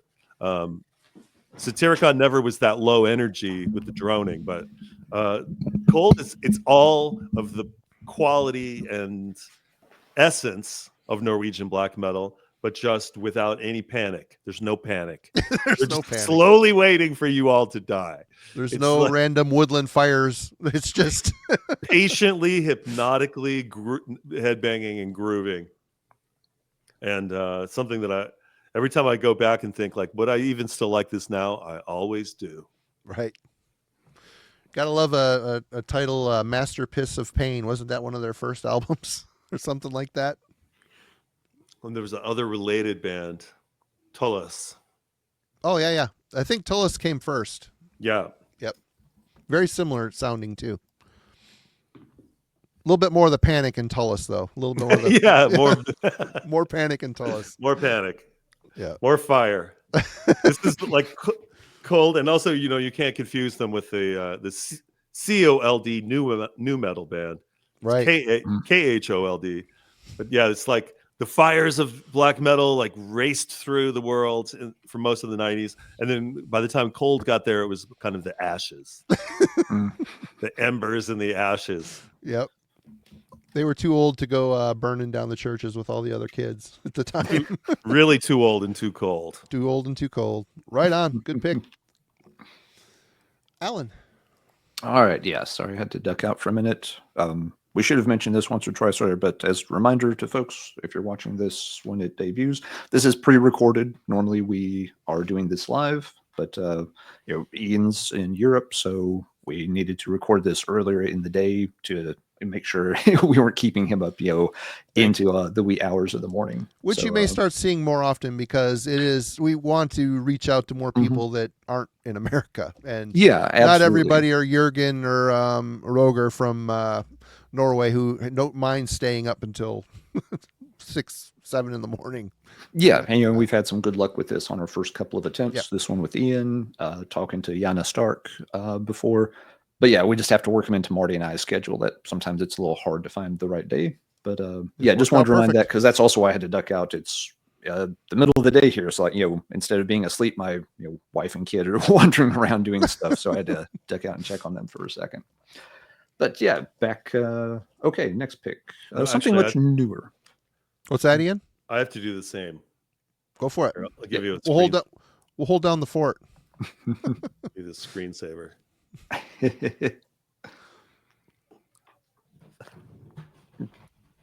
All right. So yeah, I think I wanted to go with something a little newer in the mix. Everything I've been showing so far is pretty old, but there are new albums that I think are already getting into that kind of classic status, but a lot of folks haven't checked them out. The one I'm going for on this is Atlantean Codexes, The Course of Empire. Yeah. I champion this band a lot, but for good reason. They're so good. They're so good. They are, for me, the best thing going in heavy metal for a quote unquote newer band. Let's say a band from the 21st century. If you've never checked them out for whatever reason, they're relatively easy to describe. You've got a lot of the Viking area battery, the big epic sweeping moments, crossed with the early Man of War vibes for sure. The Hail to England and Sign of the Hammer, Into Glory Ride era stuff. You've got a vocalist who is just crystal clear, pitch perfect. He sounds like he should be singing for a European power metal band. And that's sometimes the joke that comes up with him. Like our friend Kellen over at Kellen for Company, he's always like, yeah, the one thing I can't get into with Atlantean Codex is, they're this big epic metal band, but their vocalist sounds like he should be singing for, something like Gamma Ray. And he's like, with this style, you're often used to vocalists that are a bit different, like a Corthon or, a Shelton from, Manila Road, or, a Baker from Kirathungal. I think the fact that they actually have a very clean traditional vocalist is Atlantean Codex's kind of different take on epic metal, that they're not trying to get somebody who's overly nasally or raspy, or, it's not a Bobby Wright from Broca's Helm. It's like, no, this guy just, sings like Michael Kiska or Jeff Tate. And it's something you don't hear applied to that style of, big epic metal very much. The other thing that sets Atlantean Codex apart for me is just the guys obviously dig really deep into their source material. This is not generic fantasy stuff. A lot of these bands, it kind of all boils down to, okay, here's some Lovecraft, here's some Howard. Maybe they'll sprinkle in a little bit of something else here and there. You'll get a song from, the Farther and the Great Mouser series, or a couple of, Michael Moorcock things. This band has those influences, but they drill a lot more into the histories and mythologies of Europe for source stuff, that they're not just sticking to all the pulp fantasy things, which are fun. I like a lot of those, but let's be honest, that stuff has been done to death in heavy metal over the past few decades.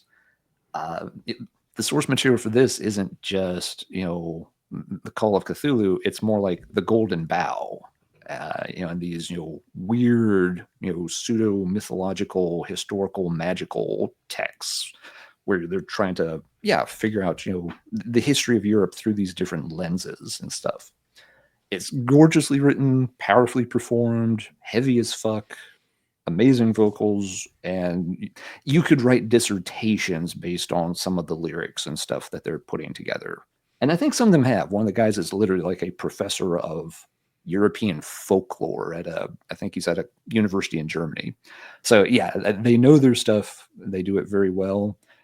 They don't do a lot of it. They've only released 3 albums to date. It's been 6 years since The Course of Empire came out. Feels like it's definitely time for another one. Fingers crossed. It's the kind of thing that as soon as it's announced, I never pre-order records. I just don't. It's not something I ever got in the habit of doing. I will pre-order Atlantean Codex material. I don't need to hear a note of it. I will buy it. And there's a 99% chance I'm going to love it for sure.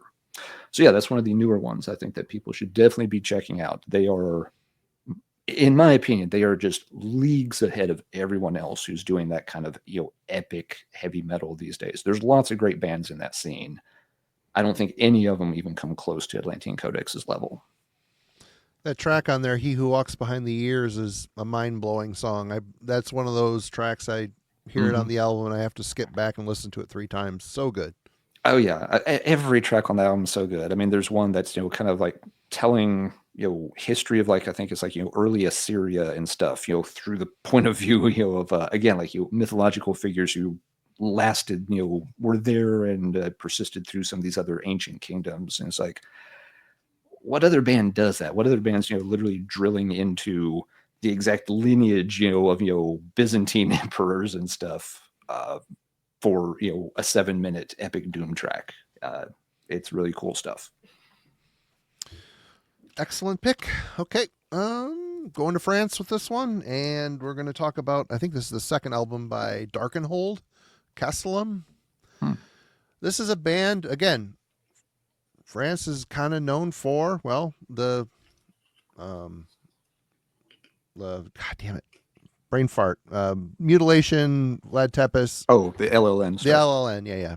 Yeah. And Les Légions Noires. exactly. And then, there's some weird death metal that came out back in the day, Loud Blast, drawing blanks here, but these guys, Merciless, yeah. These guys play a style of black metal that is very well composed, and their themes are medieval stuff, castles. So this could very easily be lumped into this new castle metal style that's kind of coming out ever since, bands like Obsequiae started the very playful folkish riffs. There's a little bit of that on this here too. This has just always really struck me as a very catchy, well-written record. Again, they're very playful melody lines, and mixed with the harsher black metal style, all with a good production. It just always sat really well, and I was always very surprised it didn't do more. They've got 4 or 5 albums at this point. Again, not a lot of, this was on Those Opposed Records. So yeah, not a humongous pull over here in the States, but yeah, not very French sounding, but I guess it's hard to really kind of nail down the French sound, isn't it? It's kind of all over the place. It's usually unique, but coming at it from different mindset. But yeah, this is a very solid black metal album, but with very memorable, catchy, a lot of hooks on here, a lot of earworms. So definitely check out Castellum by Darkenhold. Yeah, sounds interesting. Yeah, I don't know that one. News to me. Even being there's yeah,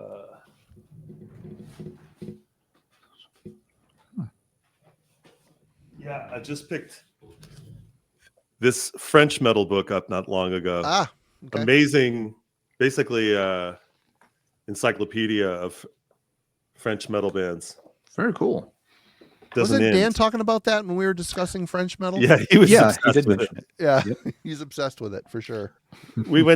I went with Danielle Ekaroth to see Saxon and Judas Priest in Lyon a year ago, I think. And we walked in and it was like we were cutting it close with the time, and we were dismayed at how long the beer line was until we realized, oh no, there are ample beer lines. There's not one. There were about 20. So there was none of them had more than 1 or 2 people in it. It was the waffles line that was that long. Yes, Beer and waffles at a show. Wow. Yeah, Nice. the waffles. It's the the waffles and crepes line was super long.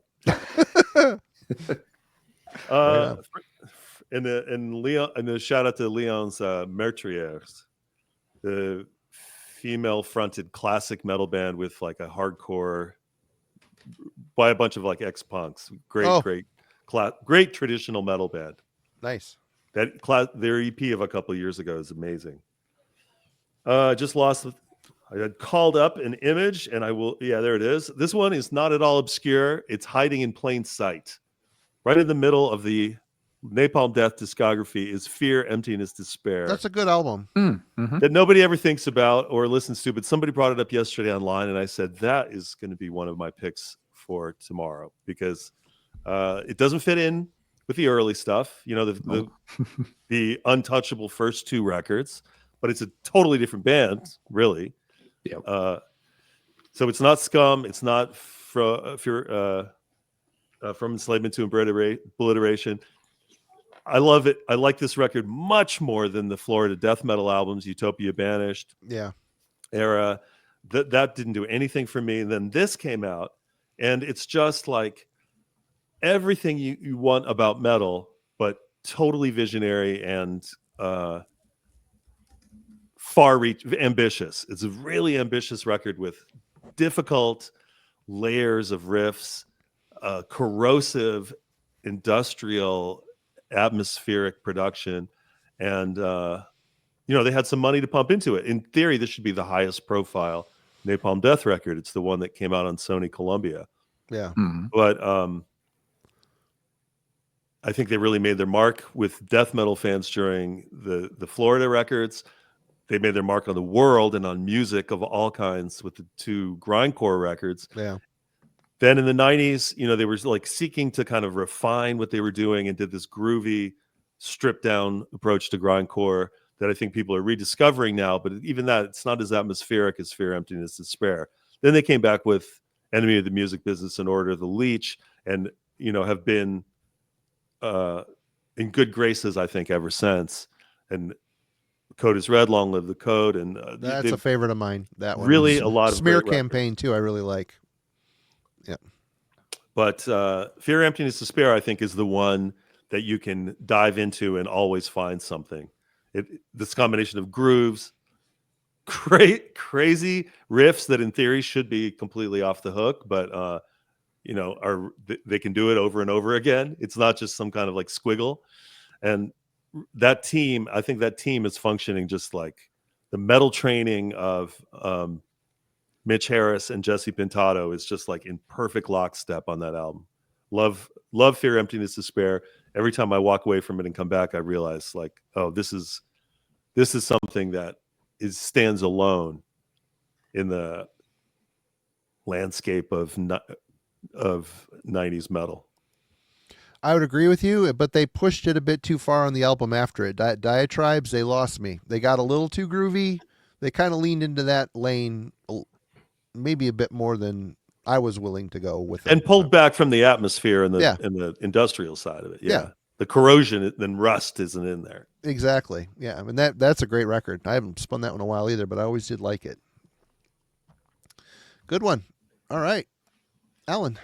Yeah, even those later 90s Napalm Death albums, yeah, they're a little different. They're certainly not bad, but yeah, that era definitely doesn't get a whole lot of attention. All right, album Marty and I have talked about a few times, but it fits the bill here well. This band got overlooked at the time. Some folks have discovered them, but I think a lot of folks still haven't discovered just how great Anacrusis is. Oh, yeah. And for Anacrusis, I'm picking Screams and Whispers, because I think it's the best entry point. It is my favorite album. It's the first full length I heard by them. I had heard a couple of songs before getting this one, but their catalog is a little difficult to get into simply because every album's a little different. The debut is actually probably the easiest, but it's the least representative of their sound. The debut, Suffering Hour, is a thrash metal album. It's a very good one, and it has, hints of what's to come. But for the most part, it's a pretty straightforward thrash record. The follow-up Reason is, a lot more advanced. My favorite, actually. It's a great album.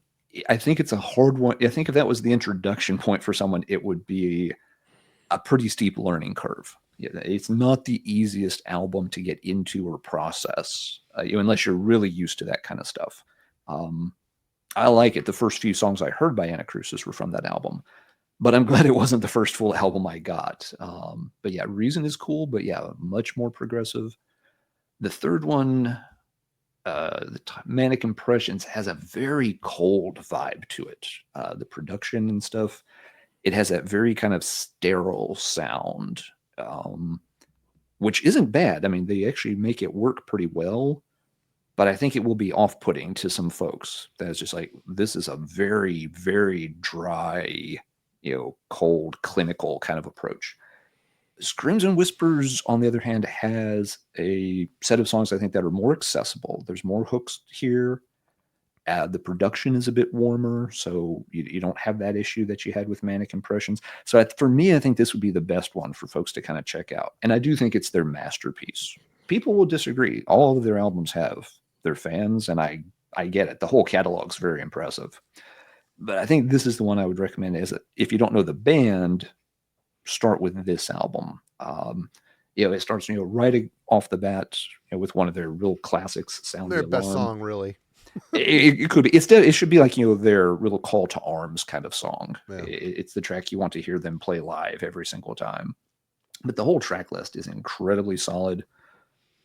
Kevin Nardi's vocals can take a moment to get used to. He's got a really crazy range. He's got a great, normal singing voice, he can do the soft, quiet things really nicely to create that kind of, sadness and a little tension.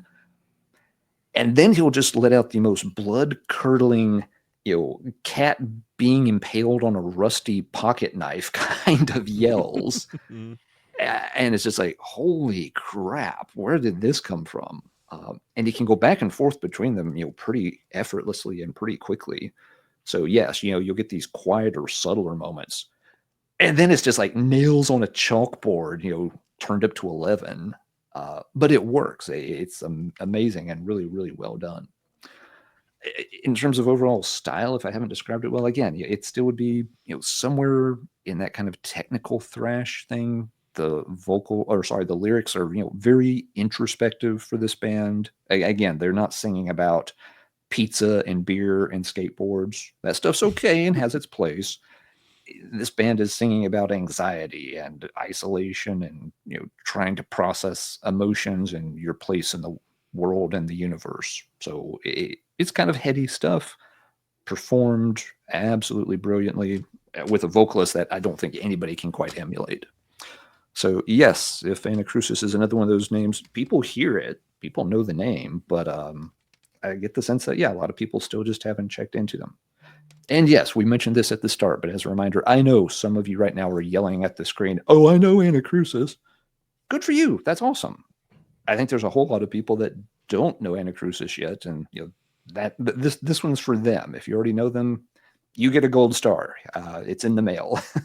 A reminder to pay it forward with Anacrusis recommendations. Indeed. They're Take another your one.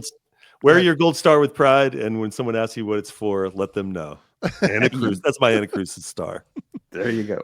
Another one of those bands that were unique and is coming from the thrash era that, along with Sadus, they didn't fit the mold of what people wanted from thrash. So, I mean, they toured, they played, they were on a bigger label, and didn't come together quite. Aren't they from Missouri? Yep. I think they're Kansas City, and so it's also kind of a common theme. And I think Jack Panzer being from Colorado. Yep. Manila Road being from Kansas. Sadus not even. I think Sadus being from outside of San Francisco. These aren't. Yeah. Even going back to Hellhammer being in Switzerland. Yeah. Well, that's an extreme example. Yeah. All right. Well, this is I was kind of surprised I picked this one because I haven't spun this band in a while, but I do remember really enjoying it. Canadian one piece, Sig Artier with Beyond the North Winds. This is that's a cool band. This is a cool band that kind of lives in the Hammerheart era of Bathory mixed with Yngwie Malmsteen level solos. It's a weird. You got the epic, sprawling, atmospheric, plotting Man of War / Bathory crawl, then ridiculous solos come in. I mean, it sounds like neoclassical Yngwie worship. I talked to this guy back in the day, and Yngwie was definitely a worshiper of Malmsteen. But he's put out. They just released a new album actually, and there's the one that came up after this one, God Saga. There's 3 records, and then a new one that just came out, and again, very epic, emotional. Has a Viking feel to it. If you like shreddy solos, it's an interesting mix. And his vocals were always maybe a slight sticking point. He didn't sing much. He just kind of a narration feel to it, a melodious narration style in the vocals. It works for it though. It somehow worked, and you just kind of get taken away by the atmosphere. So, yep, definitely big Bathory fan, and this guy did it pretty well. Did it justice. Need to check out the new one. I have not heard it. I've seen some people showing it off. So, yeah, someone recommended that to me around the end of the year, and I have not been familiar with it. And just like, oh wow, this is really cool. It's been sitting in my Amazon cart for a few weeks now. The next time I have to order something, it'll be coming home probably. All right, we're down to our final bunch here. Ian, you're up. I'm gonna just go out with a bang with 3, without getting deep into any of them. Wait, I need to. Come on. Well, You know, it okay. is with technology and the elderly. Ultratum Necrovortex. This is fantastic modern day death metal from Yeah. Quebec, Swedish worship. Good stuff. but also more technical. Yeah. In that only in Quebec they have long winters way. That's one. This one is also overlooked, hiding in plain sight. The actual first Motorhead album Mm-hmm. with Larry Wallace on guitars of Pink Fairies, UFO, and Stiff Records, and better versions of all the songs on the first golden era Motorhead album. And as mentioned earlier, but not really got into very deeply, the fantastic Mentors-esque cover artwork of Atlanta, Georgia's Hollow's Eve, Tales of Terror on Metal Blade Records. We've been talking a lot about bands that fell between the rails of different genres. Yeah. And this was a band that had classic heavy metal down and also could thrash pretty well and did on subsequent albums. But in this album, it's just still a gluey Atlanta swamp of mixed up, dark, skeletal, sticky metal influences. And as I found out not that long ago, probably the first metal, to my knowledge, the first metal album with fretless bass.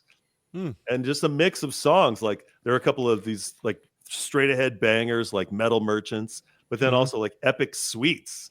You know, one of the first albums I probably owned by a independent American band in the 80s that had like a 12-minute long song on it. You know, just all inspired by old like creepy and eerie magazines and ghoulish comic books, and really, really cool band that I've come to appreciate on revisiting was doing something really, really unique. And they kind of did have their day in the sun.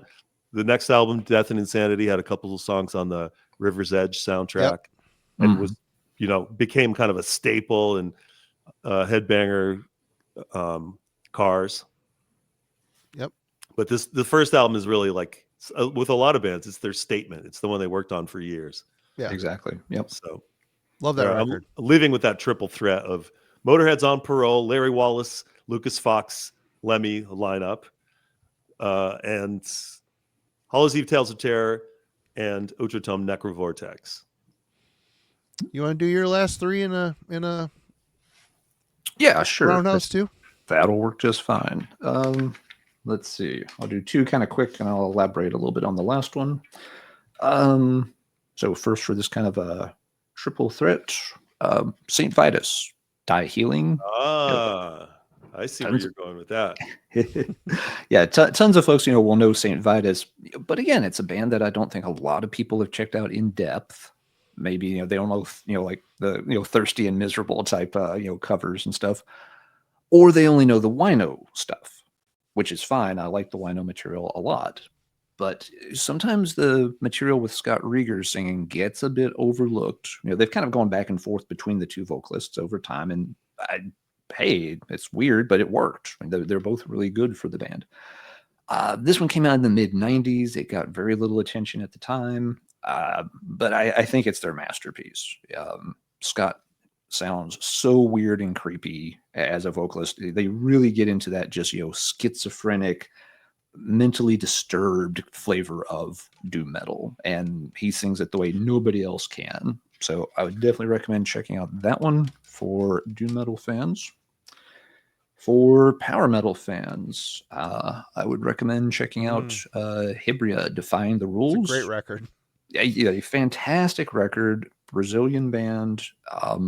They're playing high-speed, traditional heavy metal. It's, you can certainly call it power metal, but it strips away a lot of the trappings that I think sometimes distract people from power metal. There's no elf ears or capes or foam swords or somebody running around in an inflatable dragon costume on stage.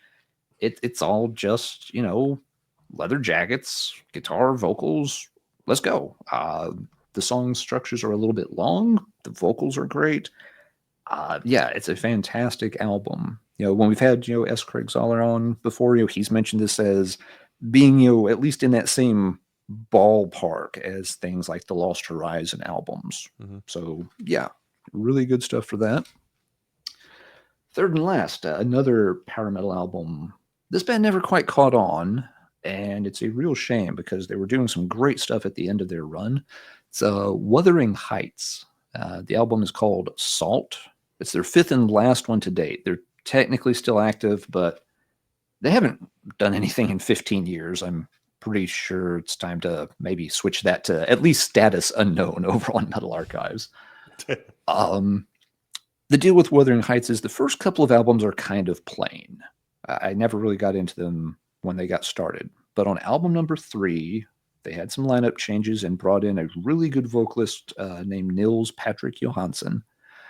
He's got more of a actually kind of deeper voice, a baritone voice. People at the time compared him a lot to Dio, which I don't think was the best comparison, but it at least got some people to sit up and pay a little of attention a bit, I guess. But the songwriting also stepped up a lot. Eric Raven was the main guitarist and did a lot of the songwriting. And yeah, really started getting some excellent stuff put together. In terms of lyrics, he's on that same level as somebody like a Martin Walkyier or a Donnie Filth. His stuff is truly, prose. His wordplay, alliteration, all the lyrical devices, come into play full force starting around album number 3 and continue across the next couple of albums. But I think, this one was kind of, their apex. They really had the sound nailed down by this point. The album, it's a concept album in the sense that it has a lot of nautical themes to it. It's not telling a story. It's not like Streets or, the Crimson Idol. But yeah, you have, lots of songs that always seem to come back to something maritime as the central focus. As such, they even include a lot of different, sort of folky elements. There's at least one song on here that has accordion in the background. And when you say that out loud, it sounds horrible. It's like, yeah. do I really want metal accordion in the music? It conjures, bad images of Ailstorm and stuff, which, gets too jokey for me. It's not jokey here at all. It fits in perfectly naturally. They weave it into the music. It's no problem. It sounds essential to the song.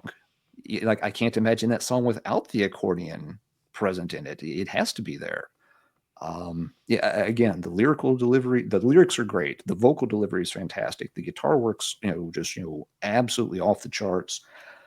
It's once again, it's power metal doing all these, things and doing it without needing to almost become a parody of itself. They're not playing into the stereotypes to get attention at all.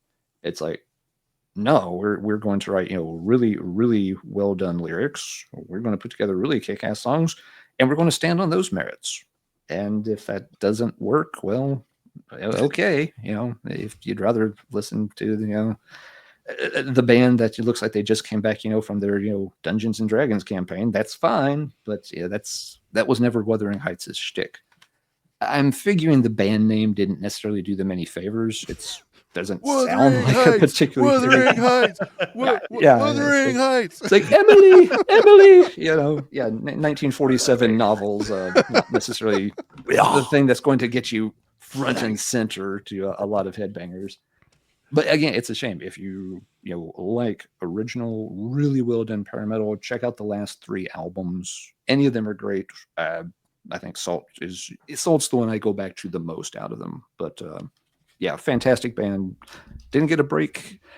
The reason apparently they went on this long hiatus was that Eric started having lots of some health issues that were going to take a while to resolve.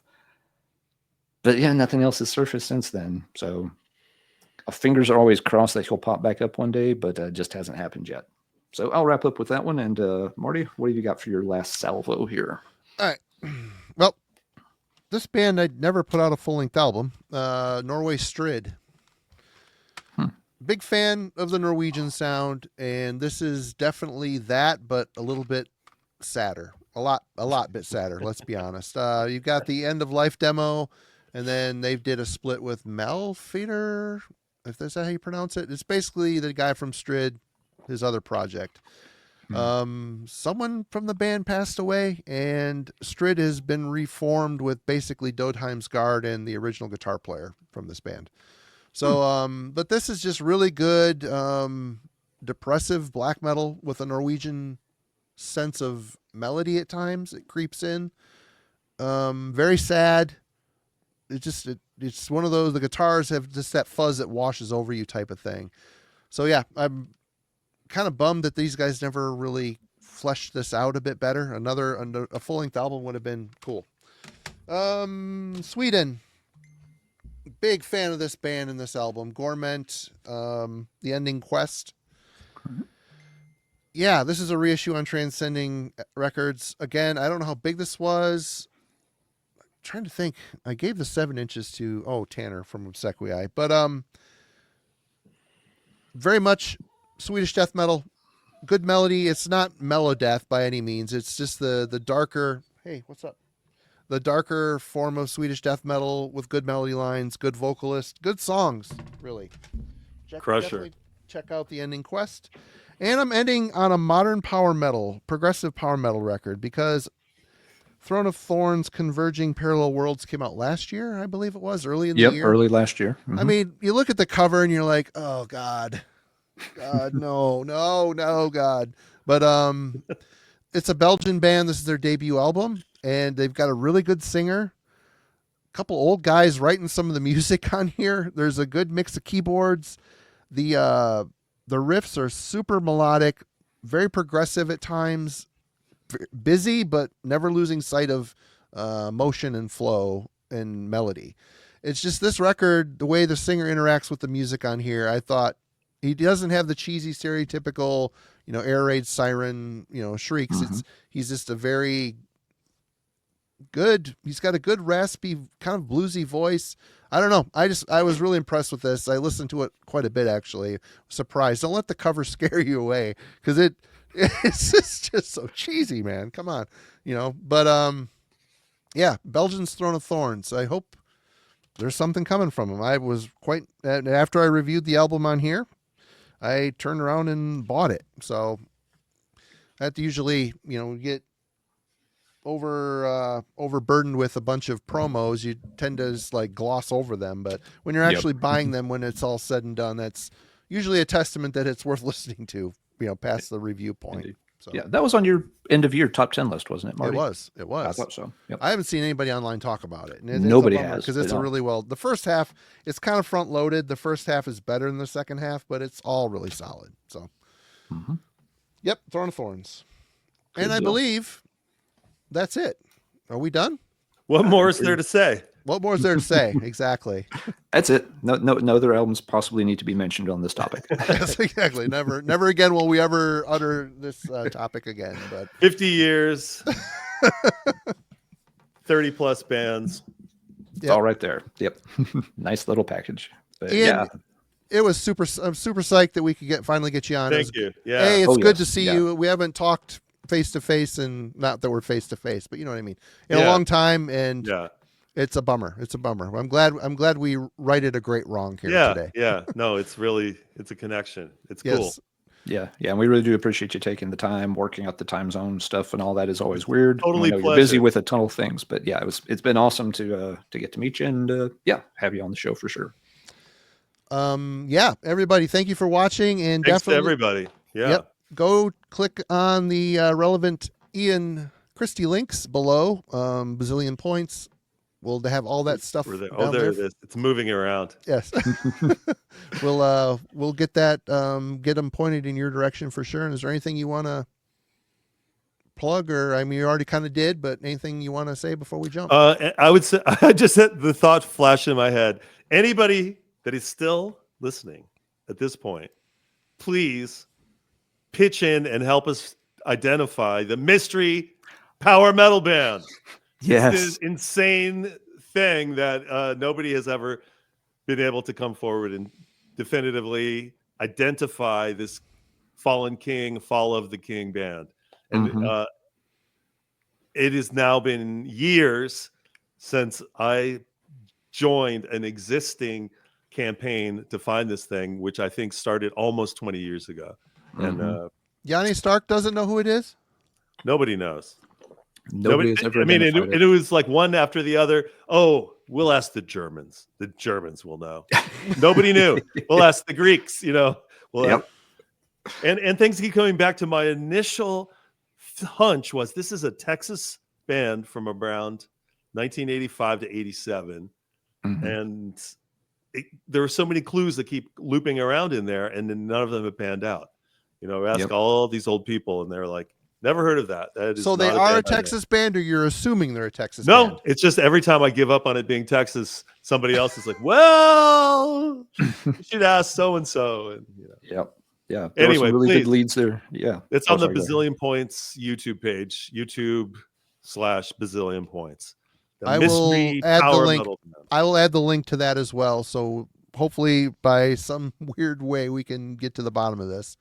Yeah, it would be a good one to add to the links, Marty, because it's interesting. It's a great song, and nobody knows who the band was. What if There was they're- a really good lead there at one point too on a Chicago band named Red Baron, because they played that style, Yeah. and they had a song that was called like King of the Hill. It seemed to Exactly. fit in, and it was completely not that band whatsoever.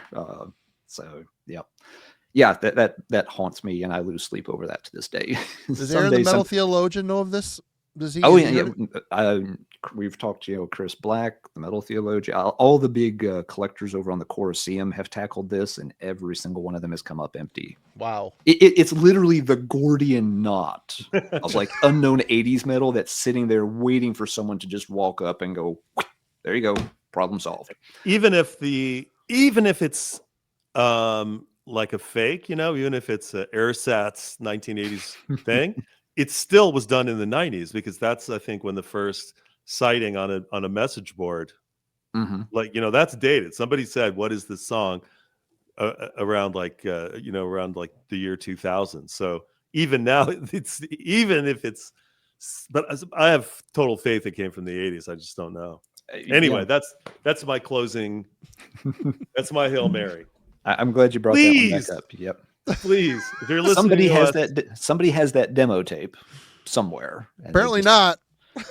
They just they haven't realized that the rest of the metal underground is desperately trying to figure out. Just like, oh yeah, I've got that tape. It's been in my car for the last 13 years. Oh, you guys wanted to know who it was? Sorry, didn't know. I expected that to happen within 24 hours. Yeah. I thought once the Colosseum got a hold of it, they would spit out an answer in like 15 minutes tops, and even all of them just kind of bowed their heads in shame and don't know. But if those guys don't know, then yes, you're in trouble. You're doomed. Yeah. All right. One day we shall find out. Don't hang up. We're going to sign off real quick. I got one thing. Everybody, thank you so much. Great time as always. Alan, you're the best. Ian, you're the best. A lot of fun. Thank you, guys. Yep. We'll see y'all next week. Cheers. And we're going to try to get this guy back on again sometime soon. Sure. Anytime. Go ahead and hit that end recording button, Marty, and that'll officially end the recording. Like the button says.